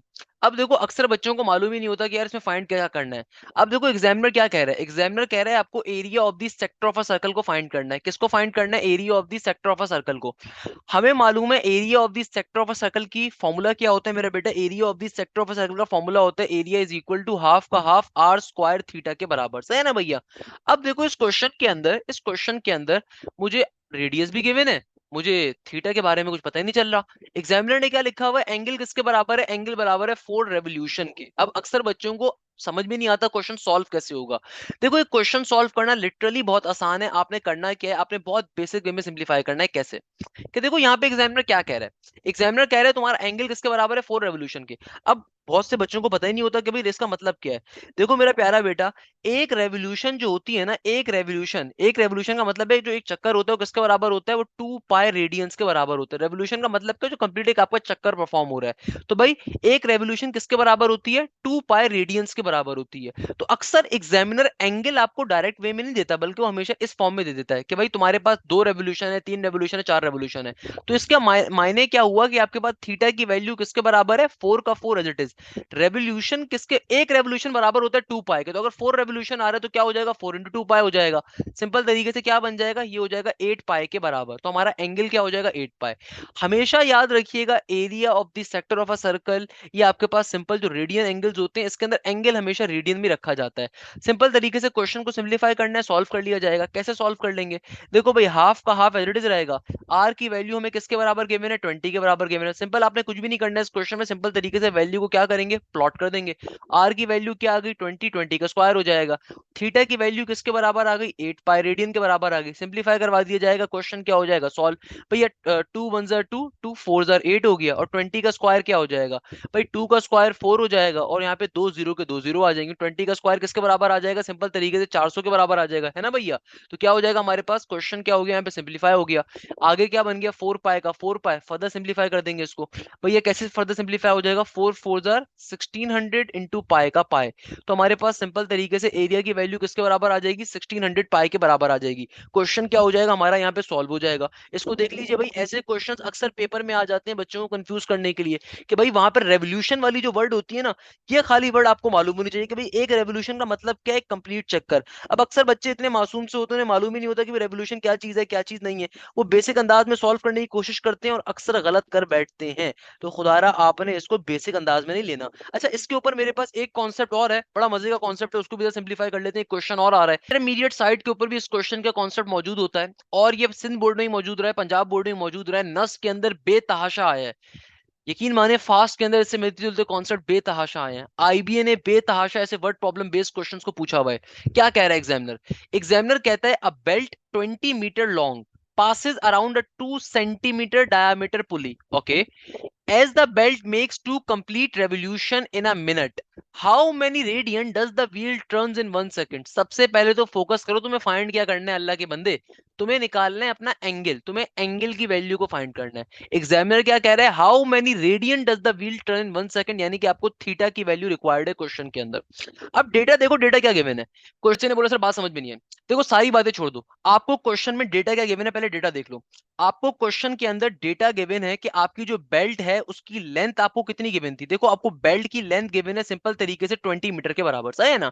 आपको examiner ने आपकी जो पुली है जिसके ऊपर ये बेल्ट हैंग करेगी, उस पुली का आपको डायमीटर कितना गिवन है मेरा बेटा, उस पुली का आपको देखो क्वेश्चन में डायमीटर क्या गिवन है, 2 सेंटीमीटर के बराबर, सही है ना भैया। सिंपल वे में चलते हैं बात को, देखो कंफ्यूज होने की जरूरत नहीं है। आपको बेल्ट का जो डायमीटर है वो कितना गिवन है, 2 सेंटीमीटर। एग्जामिनर ने आपको एक कंडीशन दी। एग्जामिनर क्या कह रहा है कि भाई तुम्हारी जो ये बेल्ट है ना, जब ये पुली के ऊपर पास कर रही है, तुम्हारी जो बेल्ट है पुली के ऊपर कितना पास कर रही है, ये 2 रेवोल्यूशंस कंप्लीट कर रही है 1 मिनट के अंदर। ये सबसे इंपॉर्टेंट कंडीशन है। एग्जामिनर क्या कह रहा है कि भाई तुम्हारी जो बेल्ट है ये 2 चक्कर, रेवोल्यूशन का मतलब ही क्या होता है, चक्कर पूरा करना, यानी कि तुम्हारी जो बेल्ट है ये पुली के ऊपर 2 रेवोल्यूशन कंप्लीट कर रही है पर मिनट, यानी कि 1 मिनट के अंदर 2 रेवोल्यूशन को पूरा कर रही है। एग्जामिनर ने तुमसे मांगा हुआ क्या, बात समझो। एग्जामिनर कह रहा है how many radian does the does this particular wheel make in 1 second? यानी कि तुम्हें रेडियंस निकालने, तुम्हें थीटा निकालना है 1 सेकंड के हिसाब से। देखो मैं सिंपल सी कंडीशन डिजाइन कर देता हूं। लेट सपोज ये मेरी पुली आ रही है, ये मेरी क्या आ रही है, ये मेरी सिंपल तरीके से पुली आ रही है। पुली का कॉन्सेप्ट तो आई होप सब लोगों ने बचपन से लेकर आज तक पढ़ते ही आ रहे होंगे। सर है मेरी पुली आ रही है, और इस पुली के ऊपर ये मेरी क्या आ रही है, मेरी बेल्ट है। एग्जामिनर कह रहा है कि भाई तुम्हारी जो ये पुली है ना, तुम्हारी जो ये बेल्ट है, जब ये पुली के ऊपर मूव करती है तो भैया 20 सेंटीमीटर की मेरी बेल्ट है, और पुली के ऊपर मूव कैसे कर रही है, 2 रेवोल्यूशन पर मिनट के ऊपर ले रही है। मेरी बेल्ट 2 रेवोल्यूशन पर मिनट इस पुली के ऊपर ले रही है। एग्जामिनर कह रहा है कि भाई अगर तुम्हारी पुली का डायमीटर 2 सेंटीमीटर के बराबर है, तो बताओ तुम्हारा जो एंगल होगा, तुम्हारा जो ये व्हील है, ये कितने रेडियन पर सेकंड पे बना रहा है, कितने रेडियन पर सेकंड पे एग्जिस्ट करता है। रेडियन के मतलब ही क्या होता है, थीटा। यानी कि मुझे एंगल निकालना है पर सेकंड का। तो देखो सबसे पहला मैं काम क्या करूंगा, मुझे मेरी लेंथ की वैल्यू क्या गिवन है, मुझे मेरी लेंथ की वैल्यू गिवन है 20 के बराबर, है ना भैया। लेंथ की वैल्यू क्या गिवन है, 20 के बराबर। एग्जामिनर मुझसे कहता है कि मेरी जो ये बेल्ट है ना, बेल्ट, ये बेल्ट जो इस पुली पे चढ़ी हुई है, वहां पे ये 2 रेवोल्यूशन कंप्लीट कर रही है पर मिनट के ऊपर। तो भाई अगर मेरे पास मेरी बेल्ट की जो लेंथ है वो 20 के बराबर है, तो अगर मैं 20 को 2 से मल्टीप्लाई करवा दूंगा तो आंसर क्या आ गया, 40 मीटर आ गया। यानी कि मैं 1 मिनट के अंदर कितना डिस्टेंस ट्रेवल कर रहा हूं, 40 मीटर का डिस्टेंस ट्रेवल कर रहा हूं 1 मिनट के अंदर। इसका मतलब क्या हुआ, देखो मेरी बेल्ट की जो लेंथ थी ओरिजिनली वो 20 के बराबर थी, यानी कि एक चक्कर के ऊपर 20 मिनट कंप्लीट हो रहे हैं। और अगर एग्जामिनर मुझसे कह रहे हैं कि मेरी बेल्ट 2 चक्कर पूरे कर रही है, तो मैं क्या करूंगा, 20 को 2 से मल्टीप्लाई कर दिया, 40 मीटर के बराबर आ गया। एक काम तो मैंने ये कर दिया। अब दूसरे नंबर पे काम क्या इंपॉर्टेंट है, दूसरे नंबर पे देखो काम ये इंपॉर्टेंट है कि मुझे एग्जामिनर ने डायमीटर गिवन है। डायमीटर के बेसिक मायने क्या होते हैं भाई, डायमीटर किसके बराबर होता है, डायमीटर हमारे पास अगर गिवन है 2 सेंटीमीटर के बराबर, हमें निकालना है रेडियस। रेडियस क्या होता है, डायमीटर का हाफ। रेडियस क्या होता है, डायमीटर का हाफ। तो भाई डायमीटर अगर मुझे 2 सेंटीमीटर गिवन है, तो मैं क्या करूंगा, 2 डिवाइडेड बाय 2 कर दूंगा, तो मेरे पास रेडियस की वैल्यू किसके बराबर आ गई, 1 सेंटीमीटर के बराबर आ गई। ओके, यह बात भी क्लियर हो गई। अब देखो सॉल्व कैसे करेंगे। हमारे पास चूंकि मुझे आंसर जो निकालना है वो रेडियन का 1 सेकंड में निकालना है। अभी जो मुझे लेंथ की वैल्यू गिवन है वो किसमें गिवन है, 1 मिनट के अंदर गिवन है। तो बेसिकली बेटा मैं क्या करूंगा, मैं इस 40 मीटर पर मिनट को कन्वर्ट करवाना चाहता हूं 40 मीटर पर सेकंड में। उसके लिए मैं क्या करूंगा, 1 मिनट में चूंकि 60 सेकंड होते हैं, तो उसको 40 डिवाइडेड बाय 60 कर दूंगा। 40 डिवाइडेड बाय 60 का मतलब क्या है, क्या आ जाएगा, 4 डिवाइडेड बाय 6। और 4 डिवाइडेड बाय 6 किसके बराबर होता है, आप इसको सिंप्लीफाई कर लो, आपके पास आंसर आ जाएगा। 4 डिवाइडेड बाय 6 क्या हो जाएगा भैया, 0 पॉइंट, यहाँ पे सिंपल तरीके से क्या हो जाएगा, 6 6 36 होता है, 6 6 36 होता है, तो आपके पास 0.6 के बराबर आ जाएगा। यानी कि अब मेरे पास देखो ये जो वैल्यू आ रही है 0.6, ये बेसिकली क्या आ रही है मेरे पास, यानी कि 0.6 मीटर पर सेकंड। इसका मतलब क्या है, इसका मतलब ये कि भैया 1 सेकंड के अंदर, 1 सेकंड के अंदर मेरी बेल्ट कितना ट्रेवल कर रही है, 0.6 मीटर पर सेकंड ट्रेवल कर रही है। चूंकि मेरा डेटा आधा सेंटीमीटर में गिवन है, आधा मीटर में गिवन है, तो इसको भी सेंटीमीटर में कन्वर्ट करवाया जाएगा। तो हमें मालूम है कि भैया 1 मीटर के अंदर कितने सेंटीमीटर होते हैं, 100 सेंटीमीटर होते हैं। तो सिंपल तरीके से मैं क्या करूंगा, 0.6 को 100 से मल्टीप्लाई करवा दूंगा, तो क्या बन जाएगा, ये भी 60 सेंटीमीटर हो गया। तो भाई यहां तक की बात तो बहुत सिंपल सी हम लोगों ने कर ली, यहां तक की बात तो बच्चों वाली हम लोगों ने कर ली कि भाई देखो आपको जो एक बेल्ट की लेंथ गिवन थी 20 मीटर, आपको एक बेल्ट की जो लेंथ गिवन थी एक चक्कर के ऊपर वो गिवन थी 20 मीटर। चूंकि एग्जामिनर कह रहा है कि तुम्हारी बेल्ट 2 दफा रोटेट कर रही है, तुम्हारी बेल्ट 2 चक्कर ले रही है, तो हमने क्या करा, 20 को 2 से मल्टीप्लाई कर दिया, 40 के अंदर आंसर आ गया। मगर ये जो भी आंसर आ रहा है ये मिनट के अंदर आ रहा है कि 40 मीटर पर मिनट काम कर रही है, क्योंकि 1 मिनट में चक्कर लिए है ना इसने 2। तो हमें क्या चाहिए भाई, हमें तो 1 सेकंड के लिए वर्किंग करनी थी। तो हमने क्या करा, हमने सिंपल तरीके से 40 डिवाइडेड बाय 60 कर दिया, क्योंकि 1 मिनट को 60 में कितने होते हैं भैया, 1 मिनट में 60 सेकंड होते हैं। तो 40 डिवाइडेड बाय 60 का मतलब क्या हो गया, 4 डिवाइडेड बाय 6, यानी कि आंसर क्या आ गया, 0.6 मीटर पर सेकंड। मगर देखो मेरे पास आधा डेटा सेंटीमीटर में, आधा डेटा मीटर के अंदर है। आई गेस सारे बच्चों ने चौथी जमात पास करी हुई होगी। चौथी जमात में बात पढ़ाई जाती है कि डेटा अलग अलग यूनिट्स में ही होना चाहिए, एक ही यूनिट के अंदर होना चाहिए। तो हमने क्या करना है, इसको कन्वर्ट करवाना है सेंटीमीटर में। सेंटीमीटर में कन्वर्ट करवाने के लिए क्या करूंगा, 0.6 को सिंपल 100 से मल्टीप्लाई करवा दूंगा, तो आंसर क्या आ गया, 60 सेंटीमीटर के बराबर आ गया। इस तरीके से भैया मेरे पास ये डेटा भी सेंटीमीटर में कन्वर्ट हो गया। अब देखो फाइनली मुझे क्या निकालना था, एंगल निकालना था। एंगल किसके बराबर है, S is equal to R theta के बराबर है। एस की वैल्यू, लेंथ की वैल्यू किसके बराबर आ गई, 60 के बराबर आ गई। आर मेरे पास किसके बराबर है, 1 के बराबर है। थीटा का थीटा एज इट इज। तो भैया थीटा की वैल्यू किसके बराबर आ जाएगी, 60 डिवाइडेड बाय 1 का मतलब क्या है, theta is equal to 60 radians के बराबर होगा। इस तरीके से क्वेश्चन क्या हो गया, सॉल्व हो गया। ये सिंपल सा क्वेश्चन था बेटा जो हमें सॉल्व करना था। अब बताइए क्या बात मसले की है इसमें, क्या बात परेशानी की है इसके अंदर, क्या बात प्रॉब्लम की है, क्या बात इशू की है इसके अंदर। सिंपल इज डेट भैया, सही है ना भाई, कोई मसले की बात। बेटा नेक्स्ट कॉन्सेप्ट के ऊपर मूव करने से पहले I will assume to basic things कि आपको दो चीजों का बेसिकली आइडिया आप एग्जिस्ट करते हैं। आपने अक्सर अपनी जिंदगी के अंदर इस तरह के क्वेश्चंस को बहुत देखा होगा। आपने बहुत सारी दफा जो है ना इस तरह के क्वेश्चंस को देखा होगा कि आपके पास क्वेश्चन आ जाएगा, क्वेश्चन आपके पास आ रहा होगा साइन 180 प्लस का थीटा, या आपके पास क्वेश्चन आ जाएगा सिंपल तरीके से कॉस 45 प्लस का थीटा। चलो 45 नहीं करते इसको भी, आपके लेवल के ऊपर आसान कर देते हैं इसको। लेट सपोज आपने देखा होगा कॉस 90 प्लस का थीटा, या फिर आपने देखा होगा इस तरीके से क्वेश्चन आ जाएगा टेंजन 270 प्लस का थीटा, या फिर आपके पास क्वेश्चन आ जाएगा अल्लाह भला करे पेपर के अंदर इस तरीके से कि अल्लाह भला करे कॉसेक कॉसेक 90 माइनस का थीटा, या फिर मेरे पास क्वेश्चन आ सकता है सेक का सेक, आगे मैं एग्जामिनर से कह देता हूं सेक 270 माइनस थीटा, या फिर लेट सपोज मेरे पास क्वेश्चन आ जाए अल्लाह भला करे किसके बराबर, कॉट 360 माइनस का थीटा। अब देखो ये वाले क्वेश्चंस अक्सर आपने पेपर में देखे होंगे, ये वो क्वेश्चंस हैं जिनमें से हर साल हर पेपर में कोई ना कोई क्वेश्चन लाजमी आता है। अब बहुत सारे बच्चे या बहुत सारे टीचर्स इन क्वेश्चंस को कैसे करवाते हैं कि रट्टे लगवा देते हैं, या बहुत सारे टीचर्स क्या करते हैं इसको इतने लंबे मेथड पे पढ़ाते हैं जिसकी कोई हद ही नहीं है, और कुछ टीचर्स तो इसको वो सिंपल सम ऑफ एंगल और डिफरेंस ऑफ एंगल के कॉन्सेप्ट पे सॉल्व करवा रहे होते हैं। नहीं मेरा बेटा, हम ऐसे किसी मेथड पे सॉल्व नहीं करेंगे फजूल मेथड के ऊपर। ये सारे जो मेथड होते हैं ना ट्यूशन वाली बाजी और बाजियों के होते हैं, हम इसको बड़े शॉर्टकट पे सॉल्व करेंगे। शॉर्टकट क्या है, देखो शॉर्टकट को समझने के लिए जो है ना हमें एक बेसिक कॉन्सेप्ट आइडिया होना चाहिए, एक बेसिक कॉन्सेप्ट के बारे में हमें इल्म होना चाहिए। बेसिक कॉन्सेप्ट क्या है, फॉर एग्जाम्पल मैं कहता हूं कि भाई मेरे पास एक सर्कल है और एक सर्कल में क्वाड्रेंट्स होते हैं। कितने क्वाड्रेंट होते हैं मेरा बेटा एक सर्कल के अंदर, 4 क्वाड्रेंट होते हैं। फर्स्ट क्वाड्रेंट आ गया, सेकंड आ गया, थर्ड आ गया, फोर्थ आ गया। हमें ये बात मालूम है कि भैया हमारे पास जीरो से बात स्टार्ट होती है, यहाँ पे क्या होता है 90 डिग्री होता है, यहाँ पे क्या होता है हमारे पास सिंपल तरीके से 180 डिग्री होता है, यहाँ पे हमारे पास क्या होता है 270 होता है, और यहाँ पे वापस 360 डिग्री आ रहा होता है। सही है ना भैया। अब देखो अगर मुझे इन क्वेश्चंस को सॉल्व करना है, या कभी भी मुझे ट्रिगोनोमेट्री में कोई भी क्वेश्चन को सॉल्व करना है, तो always remember this thing, always remember this concept कि आपको हमेशा ट्रिगोनोमेट्री के अंदर कैलकुलेटर अलाउ नहीं होगा। जब कैलकुलेटर अलाउ नहीं होगा ना मेरा बेटा, ये जो शॉर्टकट मैं आपको पढ़ाने वाला हूं, आप इसके ऊपर किसी भी एंगल की वैल्यू विद इन सेकंड्स के अंदर निकाल सकते हो, और ये बहुत इंपॉर्टेंट शॉर्टकट है। इस शॉर्टकट के लिए आपको सिंपल एक लफ्ज आना चाहिए, और वो लफ्ज क्या होता है, मेरा एक बड़ा मशहूर जुमला है, मेरा नहीं है बहरहाल किसी साइंटिस्ट का होगा।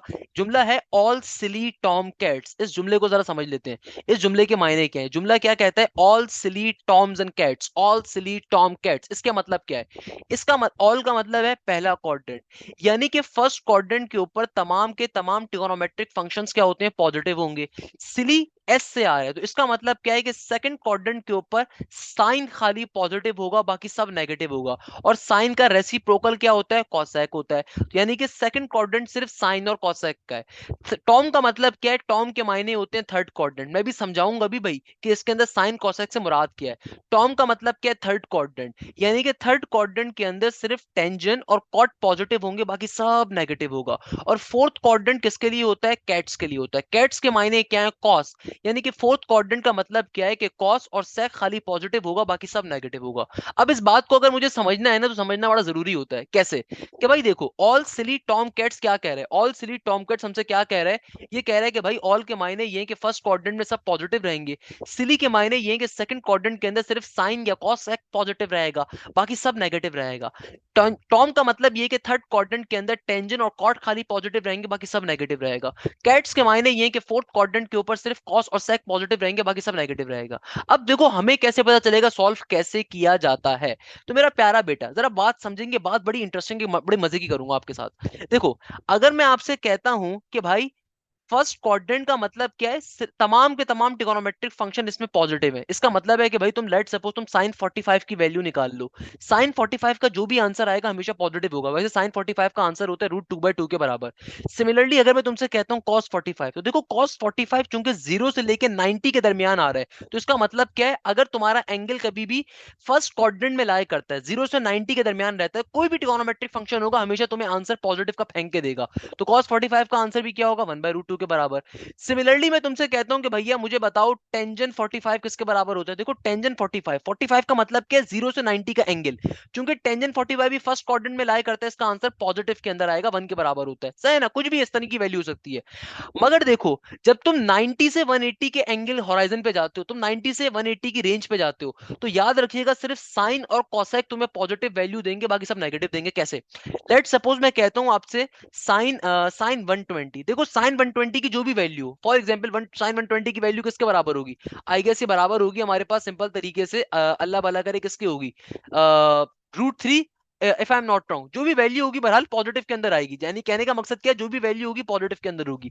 वाइल देखो अगर मैं कोई और इनके अलावा ट्रिगोनोमेट्रिक फंक्शन लेता हूं, लेट सपोज मैं कहता हूं टेंजेंट 135। अब देखो टेंजेंट 135 जो है 90 से 180 के दरमियान लाई कर रहा है, तो भैया 90 से 180 के दरमियान टेंजेंट की वैल्यू कैसी होगी? साइन और कोसेक के अलावा कोई भी ट्रिगोनोमेट्रिक फंक्शन होगा उसकी वैल्यू नेगेटिव के अंदर होगी। तो टेंजेंट 135 की वैल्यू बड़ी मशहूर वैल्यू होती है, किसके बराबर होती है? -1 के बराबर होती है। इसी तरीके से देखो अगर मैं आपसे कहता हूं कि भैया cos 180 की वैल्यू क्या होगी, अब बहुत सारे बच्चों को बेसिक बातें नहीं मालूम होती और रट्टे मारते हैं। देखो cos 180 की वैल्यू क्या होगी? 180 जो एंगल है वो 90 से 180 के दरमियान का है, और मुझे मालूम है 90 से 180 के दरमियान जो बादशाह है ना, जो बादशाह जिसकी सल्तनत है वो सिर्फ साइन और कोसेक है, बाकी सब नेगेटिव होगा। तो cos 180 किसके बराबर होता है? -1 के बराबर होता है। बात समझ पा रहे हैं मेरा प्यारा बेटा? इसी तरीके से थर्ड क्वाड्रेंट की रेंज के अंदर सिर्फ टेंजेंट और कॉट पॉजिटिव होंगे। लेट सपोज आप यहां पे ले लो टेंजेंट टेंजेंट 220 ले लो, जो भी आंसर होगा, मैंने रैंडमली वैल्यू ली है, हमेशा आंसर पॉजिटिव में आएगा टेंजेंट का, अगर 180 से 270 के दरमियान है। मगर अगर मैं साइन 225 ले लूं या साइन 230 ले लूं या साइन 270 ले लूं, आंसर क्या आएगा? नेगेटिव आएगा। सिमिलरली कॉस का आंसर भी क्या आएगा? नेगेटिव आएगा, अगर मैं 180 से 270 के दरमियान रखूंगा। सिर्फ थर्ड क्वाड्रेंट के अंदर क्या पॉजिटिव होता है? टेंजेंट और कॉट। सिमिलरली फोर्थ क्वाड्रेंट के अंदर क्या होता है? कॉस और सेक बादशाह होते हैं, यानी कि 270 से लेकर 360 के दरमियान कॉस की कोई भी वैल्यू होगी वो पॉजिटिव होगी, सेक की कोई भी वैल्यू होगी पॉजिटिव होगी, उसके अलावा कोई वैल्यू होगी हमेशा नेगेटिव होगी। ये चंद बेसिक बातें जो आपको बतानी इसलिए जरूरी है क्योंकि मेरा बेटा ये अगर समझ में आएंगी तभी क्वेश्चन समझ में आएगा, वरना चीजें बड़ी अजाब बन जाएंगी आपके लिए। बात समझ पा रहे हैं मेरा प्यारा बेटा? ये मैंने इसलिए आपको पूरा एक ओवरव्यू दे दिया। अब ये सारी बातें मैंने क्यों करी हैं? क्योंकि मेरा बेटा हम इस शॉर्टकट को सीखना चाहते हैं कि भाई कभी भी अगर मुझे कैलकुलेटर अलाउ नहीं होगा तो मैं किस तरीके से क्वेश्चन को सॉल्व करूंगा। उसको समझने के लिए मैंने आपके सामने चंद बेसिक एमसीक्यूज को लिख दिया। ये भी बड़े प्री मैच्योर एमसीक्यूज है। प्री मैच्योर का मतलब ये कि बेटा है तो ये भी बड़े इंपॉर्टेंट, पेपर में बेतहाशा आपको ये वाले एमसीक्यूज दिखेंगे, सही है ना? मगर इनको सॉल्व करने की शॉर्टकट क्या है कि देखो आपने 3 स्टेप्स को फॉलो करना है। आपको ये सारा मेरी मंजन कहानी समझ में आ गई तो आपने अब 3 स्टेप्स को फॉलो करना है। कभी भी अगर तुम्हें एंगल ब्रेक करके एंगल की वैल्यू को फाइंड करना है ना, हमेशा देखो कि आप सबसे पहले अपना रेफरेंस एंगल क्या होता है? ये जो पहला वाला एंगल होता है इसको रेफरेंस एंगल कहा जाता है, और कोशिश करनी है कि रेफरेंस एंगल हमारा क्वाड्रेंट एंगल में से कोई एक एंगल हो। क्वाड्रेंट एंगल किसे कहते हैं? जैसे 0 एक क्वाड्रेंट एंगल है, 90 डिग्री एक क्वाड्रेंट एंगल है, 180 एक क्वाड्रेंट एंगल है, यानी कि क्वाड्रेंट्स के कोनों के ऊपर आ रहा है, 270 क्या है? क्वाड्रेंट एंगल है, 360 क्या है? क्वाड्रेंट एंगल है। तो आपने सबसे पहला काम जो कभी भी करना है वो क्या करना है? रेफरेंस एंगल को देखना है। आया ये रेफरेंस एंगल हॉरिजॉन्टल लाइन पे एग्जिस्ट करता है या वर्टिकल लाइन पे एग्जिस्ट करता है? यानी कि फॉर एग्जांपल ये जो रेफरेंस एंगल है ये हॉरिजॉन्टल लाइन पे है या वर्टिकल लाइन पे? ये रेफरेंस एंगल हॉरिजॉन्टल लाइन पे या वर्टिकल लाइन पे है? क्योंकि दोनों सिनेरियोस के अंदर हमारे केस डिफरेंट बन जाएंगे। लेट सपोज अगर तो मेरा रेफरेंस एंगल हॉरिजॉन्टल लाइन पे है, इसका मतलब होता है नो चेंज। इसका मतलब क्या होता है मेरा बेटा? No change. और अगर मेरा रेफरेंस एंगल वर्टिकल लाइन पे होता है इसका मतलब होता है चेंज। क्या चेंज होगा क्या नहीं होगा भी सब डिस्कस करूंगा, चिंता करने की जरूरत नहीं है भैया, चिंता नहीं करनी है आपने, सही है ना? तो भैया हॉरिजॉन्टल एंगल को देखा जाएगा, रेफरेंस एंगल को देखेंगे आया हॉरिजॉन्टल लाइन पे वर्टिकल लाइन पे। अगर हॉरिजॉन्टल लाइन पे होगा तो इसका मतलब नो चेंज, वर्टिकल लाइन पे होगा तो इसका मतलब क्या है? चेंज किया जाएगा। अब चेंज क्या करते हैं क्या नहीं करते उसको भी समझ लेते हैं। देखो चेंज क्या होता है, साइन थीटा हमेशा चेंज हो जाता है कॉस थीटा के अंदर, कॉस थीटा हमेशा चेंज हो जाएगा साइन थीटा के अंदर। सिमिलरली हमारे पास टेंजेंट थीटा हमेशा चेंज हो जाएगा कॉट थीटा के ऊपर, कॉट थीटा हमेशा चेंज हो जाएगा टेंजेंट थीटा के ऊपर। सेक थीटा और कॉस थीटा आपस में चेंज होते हैं, या इसको बल्कि ऐसे कर लो, सॉरी ऐसे कर लो, कॉसेक थीटा और सेक थीटा आपस के अंदर चेंज होते हैं। कैसे चेंज होगा क्या होगा वो सारी बातें भी डिस्कस करेंगे, उसको लेकर चिंता करने की जरूरत नहीं है। और फाइनल पॉइंट, चौथा और सबसे आखिरी पॉइंट, लास्ट के अंदर हमेशा हम लोग देखेंगे अपना साइन। हमारा साइन को लास्ट में हमेशा देखा जाता है, क्वेश्चन सॉल्व हो जाएगा। भाई देखो अभी तक मैंने जो बात करी ना जल्दी से रिपीट कर देता हूं। मैंने क्या कहा कि भाई आपको सबसे पहले मैंने कहानी बताई। कहानी क्या होती है कि भाई फर्स्ट क्वाड्रेंट में तमाम ट्रिगोनोमेट्रिक फंक्शंस पॉजिटिव होते हैं, सेकंड के अंदर सिर्फ साइन कोसेक पॉजिटिव होता है, थर्ड के अंदर टेंजेंट और कॉट होता है, बाकी सब नेगेटिव होते हैं, फोर्थ में सिर्फ कॉस और सेक होता है, बाकी सब नेगेटिव होते हैं। सही है ना भैया? अब मैंने आपसे क्या कहा कि भाई लेट सपोज मेरे पास अब एक क्वेश्चन आ रहा है, इन क्वेश्चन को सॉल्व करने की मैंने कुछ ट्रिक्स यहाँ पे लिखी हैं, इन ट्रिक्स को बाद में समझेंगे, पहले जरा क्वेश्चन देखते हैं। भाई लेट सपोज मेरे पास पहला क्वेश्चन क्या आ रहा है, साइन 180 प्लस थीटा। हमेशा सबसे पहला काम क्या करोगे, अपना रेफरेंस एंगल देखो। ये रेफरेंस एंगल हॉरिजॉन्टल लाइन से वर्टिकल लाइन से, आसान भाषा में बात कर लेते हैं, रेफरेंस एंगल लेटी हुई लाइन से खड़ी हुई लाइन से। भाई रेफरेंस एंगल कहां पर आ रहा है, 180 डिग्री पे आ रहा है। 180 का मतलब क्या है भैया, ये लेटी हुई लाइन है यानी कि हॉरिजॉन्टल लाइन है, इसका मतलब नो चेंज। नो चेंज के मायने क्या है कि भाई तुम्हारे पास क्वेश्चन में जो ट्रिगोनोमेट्रिक फंक्शन आ रहा है उसको एज इट इज एक बार आंसर में भी लिख दो। क्वेश्चन में जो भी ट्रिगोनोमेट्रिक फंक्शन आ रहा है एक दफा सेम आंसर में लिख दो, और जो भी तुम्हारा सेकंड एंगल है वो एज इट इज साइन का एंगल बन जाएगा। जो भी आपका सेकंड एंगल है वो एज इट इज साइन का एंगल बन जाएगा। जो भी यहाँ पे एंगल होगा वो आपका इस ट्रिगोनोमेट्रिक फंक्शन का एंगल बन जाएगा। सही है ना? आपने ये काम कर दिया। चौथा स्टेप क्या कहता है, साइन को देखो। अब तुम्हारा साइन क्या पॉजिटिव का होगा नेगेटिव का होगा, इसको देखना है। तो देखो इसको देखने के लिए हमेशा क्वेश्चन वाले ट्रिगोनोमेट्रिक फंक्शन को कंसीडर करेंगे, क्वेश्चन वाले। अब देखो क्वेश्चन वाला ट्रिगोनोमेट्रिक फंक्शन क्या कह रहा है, साइन 180 प्लस थीटा। तो जरा इसको गौर से देखते हैं। भाई 180 प्लस थीटा कहां पे लाए करेगा, देखो 180 डिग्री, ये जो सरद है ना ये सरद 180 की है, इसके बाद 180 प्लस थीटा है। 180 प्लस थीटा का मतलब क्या है, थर्ड क्वाड्रेंट। 180 प्लस थीटा का मतलब क्या है, थर्ड क्वाड्रेंट। और थर्ड क्वाड्रेंट के अंदर साइन कैसा होता है, थर्ड क्वाड्रेंट के अंदर साइन हमेशा नेगेटिव होता है। तो आंसर क्या आ गया, नेगेटिव का साइन थीटा। आंसर क्या आ गया, नेगेटिव का साइन थीटा। क्वेश्चन सॉल्व हो गया। भाई हो सकता है कोई बच्चा बोले सर बात पल्ले नहीं पड़ी, सर दोबारा बताएं। आओ नेक्स्ट क्वेश्चन देखते हैं। देखो सबसे पहला काम क्या करना है, रेफरेंस एंगल को ताड़ना है। रेफरेंस एंगल क्या है मेरा बेटा, 90 डिग्री का। तो देखो रेफरेंस एंगल को देखो, हॉरिजॉन्टल लाइन से वर्टिकल लाइन से। मुझे साफ तौर पे दिख रहा है रेफरेंस एंगल किस लाइन से आ रहा है, वर्टिकल लाइन से आ रहा है। वर्टिकल लाइन से अगर रेफरेंस एंगल है तो इसका मतलब क्या है, चेंज होगा। चेंज क्या होगा, यानी कि अगर क्वेश्चन के अंदर कॉस आ रहा है तो इस कॉस को मैं किस पे कन्वर्ट करवा दूंगा, साइन पे कन्वर्ट करवा दूंगा। अगर साइन होता तो कॉस पे कन्वर्ट हो जाएगा, कॉस होगा तो साइन पे होगा। तो देखो रेफरेंस एंगल किस पे आ रहा है, रेफरेंस एंगल मेरा आ रहा है, अल्लाह भला करे, वर्टिकल लाइन पे। वर्टिकल लाइन का मतलब ये कि क्वेश्चन में जो ट्रिगोनोमेट्रिक फंक्शन है उसे कन्वर्ट करवा दिया जाएगा उसके पोलर पार्ट के ऊपर, जो कि क्या है, साइन थीटा है। तो यहाँ पे साइन का साइन आ गया। और देखो जो भी दूसरा एंगल होगा, जो भी दूसरा एंगल होगा वो एज इट इज साइन का एंगल बन जाएगा। अब लास्ट स्टेप क्या कहता है, साइन को देखना है। साइन यानी कि पॉजिटिव या नेगेटिव। देखो साइन को देखने के लिए हमेशा क्वेश्चन वाले ट्रिगोनोमेट्रिक फंक्शन को देखा जाएगा, आंसर वाले को नहीं देखेंगे। क्वेश्चन में देखो क्या आ रहा है, कॉस आ रहा है, और देखो एंगल क्या गिवन है, 90 प्लस का थीटा। अब जरा बात समझो, 90 प्लस थीटा कहां पे लाई करेगा, 90 प्लस थीटा का, 90 प्लस थीटा। देखो ये जो 90 डिग्री की लाइन आ गई है, 90 की सरहद आ गई। 90 प्लस थीटा का मतलब क्या है, सेकंड क्वाड्रेंट। 90 प्लस थीटा का मतलब क्या है, सेकंड क्वाड्रेंट। यानी कि अब देखो 90 प्लस थीटा का मतलब क्या है, मेरा एंगल सेकंड क्वाड्रेंट में लाई कर रहा है। और सेकंड क्वाड्रेंट के अंदर कॉस आया नेगेटिव होता है या पॉजिटिव होता है, देखो सेकंड क्वाड्रेंट के अंदर सिर्फ साइन और कॉसेक पॉजिटिव होते हैं, कॉस क्या होता है सेकंड क्वाड्रेंट में, नेगेटिव होता है। तो इसलिए आंसर क्या आ जाएगा, नेगेटिव का साइन थीटा बन जाएगा। कोई बच्चा बोलता है सर कैसे, मतलब क्या हो गया।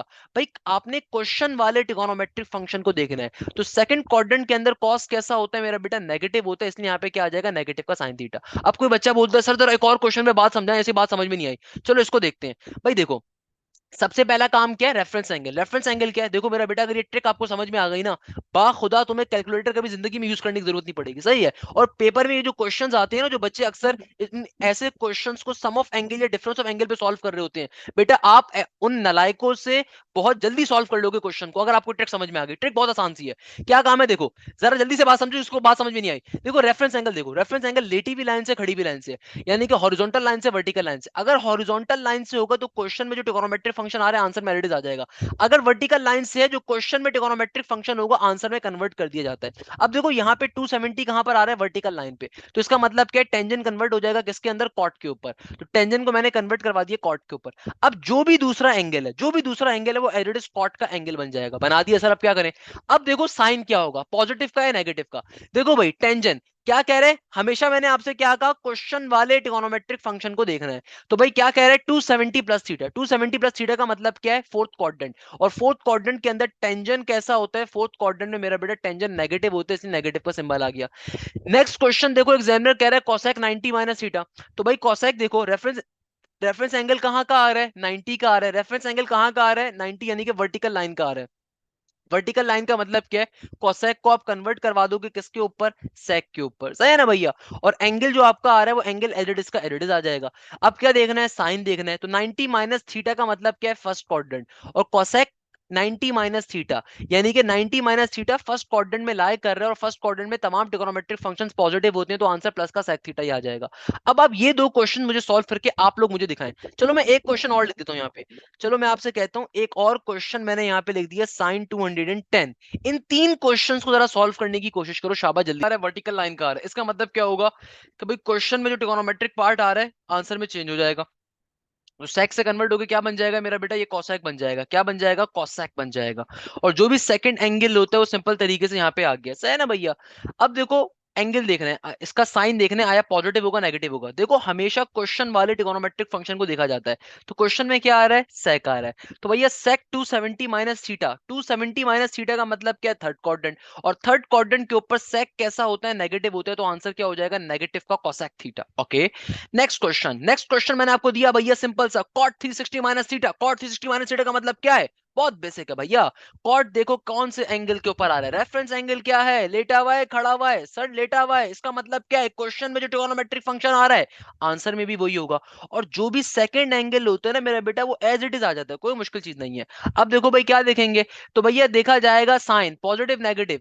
तो भाई 360 माइनस थीटा का मतलब क्या है, फोर्थ क्वाड्रेंट। फोर्थ क्वाड्रेंट के अंदर कॉट कैसा होता है, पॉजिटिव नेगेटिव नेगेटिव, तो आंसर क्या हो गया, नेगेटिव का कॉट थीटा हो गया। Simple is that. यहां पे हमारा ये कॉन्सेप्ट एंड हो गया। मैंने लास्ट में एक शरारत करी थी, मैंने क्या करी थी भैया, शरारत का एक क्वेश्चन था। ऑल्दो हम इन क्वेश्चन को नेक्स्ट क्लास में डिस्कस भी कर रहे होंगे, काफी सारे ऐसे क्वेश्चंस को, मगर मैंने यहाँ पे जानबूझ के आपको क्वेश्चन दिया था साइन 210 का, ताकि मैं देखना चाहता था कितने बच्चों की बात क्लियर होती है। अब देखो मेरा बेटा साइन 210 को अगर मैं इसी मेथड पे सॉल्व करना चाहूं, देखो मैंने आपसे क्या कहा था, आप किसी भी क्वेश्चन को आप सॉल्व कर सकते हो आराम से, अगर आपको ये कॉन्सेप्ट समझ में आ गया। अब देखो 210 को मैं क्या करूंगा, इसके एंगल को दो हिस्सों में ब्रेक कर दूं। अब देखो मेरे पास कैलकुलेटर तो अलाउ नहीं है, मुझे 210 मुझे नहीं पता किसके बराबर होता है। मैं क्या करूंगा, इसके एंगल को दो हिस्सों में ब्रेक करूंगा, एक रेफरेंस एंगल बेस एंगल के ऊपर, एक नॉर्मल एंगल के ऊपर। तो भाई मैंने आपसे क्या कहा था, जो रेफरेंस एंगल होता है वो हमेशा क्वाड्रेंट बेस एंगल होना चाहिए। तो मैंने क्या करा, 210 को दो हिस्सों में ब्रेक कर दिया, 180 प्लस 30 के ऊपर। 180 प्लस 30 वापस से क्या बन जाएगा, 210 बन जाएगा। मैं इसको इस तरीके की फॉर्म में लिख देता हूं। अब देखो इससे फायदा क्या हुआ, इससे फायदा ये हुआ कि भाई यहाँ पे क्या बन गया, 180 प्लस 30, तो देखो रेफरेंस एंगल मेरा क्या आ गया, 180। 180 कैसा नंबर है, एक आपके पास हॉरिजॉन्टल लाइन के ऊपर एंगल है। इसका मतलब क्या होगा, जो क्वेश्चन में ट्रिगोनोमेट्रिक फंक्शन आ रहा है आंसर में भी वही आएगा। और जो भी सेकंड एंगल होगा वो एज इट इज का एज इट इज आ जाएगा। अब हमें ये देखना है आया पॉजिटिव आया नेगेटिव।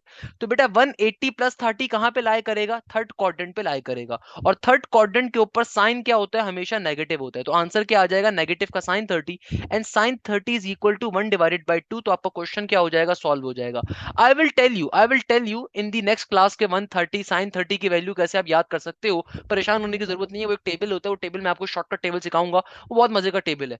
आप लोगों ने सकता है फिजिक्स के अंदर सिर्फ गाल से पढ़ लिया हो, बट अगर नहीं भी पढ़ा तो मैं आपको सिखाऊंगा, भी टेंशन ले रहे हो। वो हमारी मैथ्स की बड़ी इंपॉर्टेंट शॉर्टकट होता है, और आपने वो टेबल लाजमी तौर पर अपने पेपर में जाकर स्टार्टिंग के अंदर बना देना है, ताकि उससे फायदा क्या होगा, पूरे पेपर में आपकी आसानी होती रहेगी, सही है ना भैया। इस तरीके से क्वेश्चन क्या हो गया, सॉल्व हो गया। Very good, you can call it के अलाइड एंगल्स हैं, कोई मसले की बात नहीं है। सर अगर मैं 270 माइनस 60 पे ब्रेक करूं, तो उमर इकबाल मेरा प्यारा बेटा बिल्कुल 270 माइनस 60 पे ब्रेक करके चेक करो एक दफा, कोई मसले की बात नहीं, आंसर सेम आएगा, आंसर चेंज नहीं आ सकता, यकीन मानो मेरा प्यारा बेटा, सही है ना। आप किसी भी ब्रेक कर सकते हो इसको, आप 180 प्लस 30 पे ब्रेक करके निकाल लो, आप 270 30 निकाल लो। अच्छा, किसी बच्चे ने एक जुमला और बोला, बस उस जुमले पे क्लास को एंड करेंगे। सर अगर 780 डिग्री आ जाए कभी भी, तो उसको कैसे सॉल्व करते हैं। देखो 780 डिग्री का मतलब क्या है, वैसे बाय द वे इस तरह के क्वेश्चंस को हम लोग नेक्स्ट क्लास में पढ़ना है, बट मैं आपको छोटा सा एक हिंट दे देता हूं। देखो 780 डिग्री दुनिया के अंदर क्या मतलब है, दुनिया में ये चीज पॉसिबल नहीं है, सही है ना। इसका मतलब क्या है कि एक एंगल डबल रिपीट हुआ हुआ है। देखो मुझे मालूम है कि जीरो जो होता है मिनिमम एंगल होता है, मैक्सिमम 360 होता है, यानी कि दुनिया में जो कंप्लीट रोटेशन पूरी होती है वो 360 डिग्री पे एंड हो जाती है, यानी कि एक रोटेशन 360 पे कंप्लीट हो जाती है। अब देखो अगर मैं इसकी मल्टीपल रोटेशंस डबल करता रहूं, तो एक और 360 बन गया। तो 360 प्लस 360 क्या हो जाएगा, 360 प्लस 360 तकरीबन हो जाएगा 720 के बराबर, तो यानी कि दो रोटेशंस पूरी हो गई। और अब इसके अंदर कुछ रोटेशन और होगी तो 780 बन रहा होगा। कहने का मकसद क्या है कि भाई लेट सपोज, जैसे आपने पूछा ना 780 का अगर एंगल आ जाए तो सॉल्व कैसे करते हैं, अगर 780 या 930 का एंगल्स आ जाए, तो मेरा बेटा आप उसमें करते क्या हो, उसके अंदर जो आपकी कंप्लीटेड रोटेशंस होती हैं आप उनको माइनस करवा देते हो। फॉर एग्जाम्पल देखो 780 का मतलब क्या है, इसके अंदर 780 का मतलब क्या है कि देखो मुझे मालूम है दुनिया में जो एक कंप्लीट रोटेशन होती है एंगल की, जिसपे जाके एंगल कंप्लीट रोटेट होकर खत्म हो जाता है। जैसे जो घड़ी की सुई है, जो सुई अभी आपको रात के 10 बजा रही है, वो 10 जब सुबह के 10 बजेंगे उसके बाद नया दोबारा से 12 घंटे का टाइम स्टार्ट हो जाएगा। या फिर आपके पास अभी रात के 12 बजे के बाद कल सुबह के जब 12 बजेंगे दोबारा से चक्कर नया स्टार्ट हो जाएगा। सिमिलरली अगर ये 780 डिग्री का एंगल आ जाए, इसके अंदर देखो मल्टीपल रोटेशंस ऐसी हैं जो कंप्लीट हुई हुई, तो हम उनको माइनस करवा के जो रिमेनिंग पार्ट बचता है उसका एंगल निकाल लेते हैं, आंसर आ जाता है। सही है ना मेरा प्यारा बेटा। लेट्स सपोज अगर 780 है तो 780 में से एक दफा मैं 360 को पहले माइनस करके चेक कर लेता हूं। अगर मैं 780 में से 360 को माइनस करूंगा तो क्या बन जाएगा, सिंपल तरीके, 0 का 0, 8 में से 6 गया 2 बचेगा, 7 में से 3 गया 420 बच गया।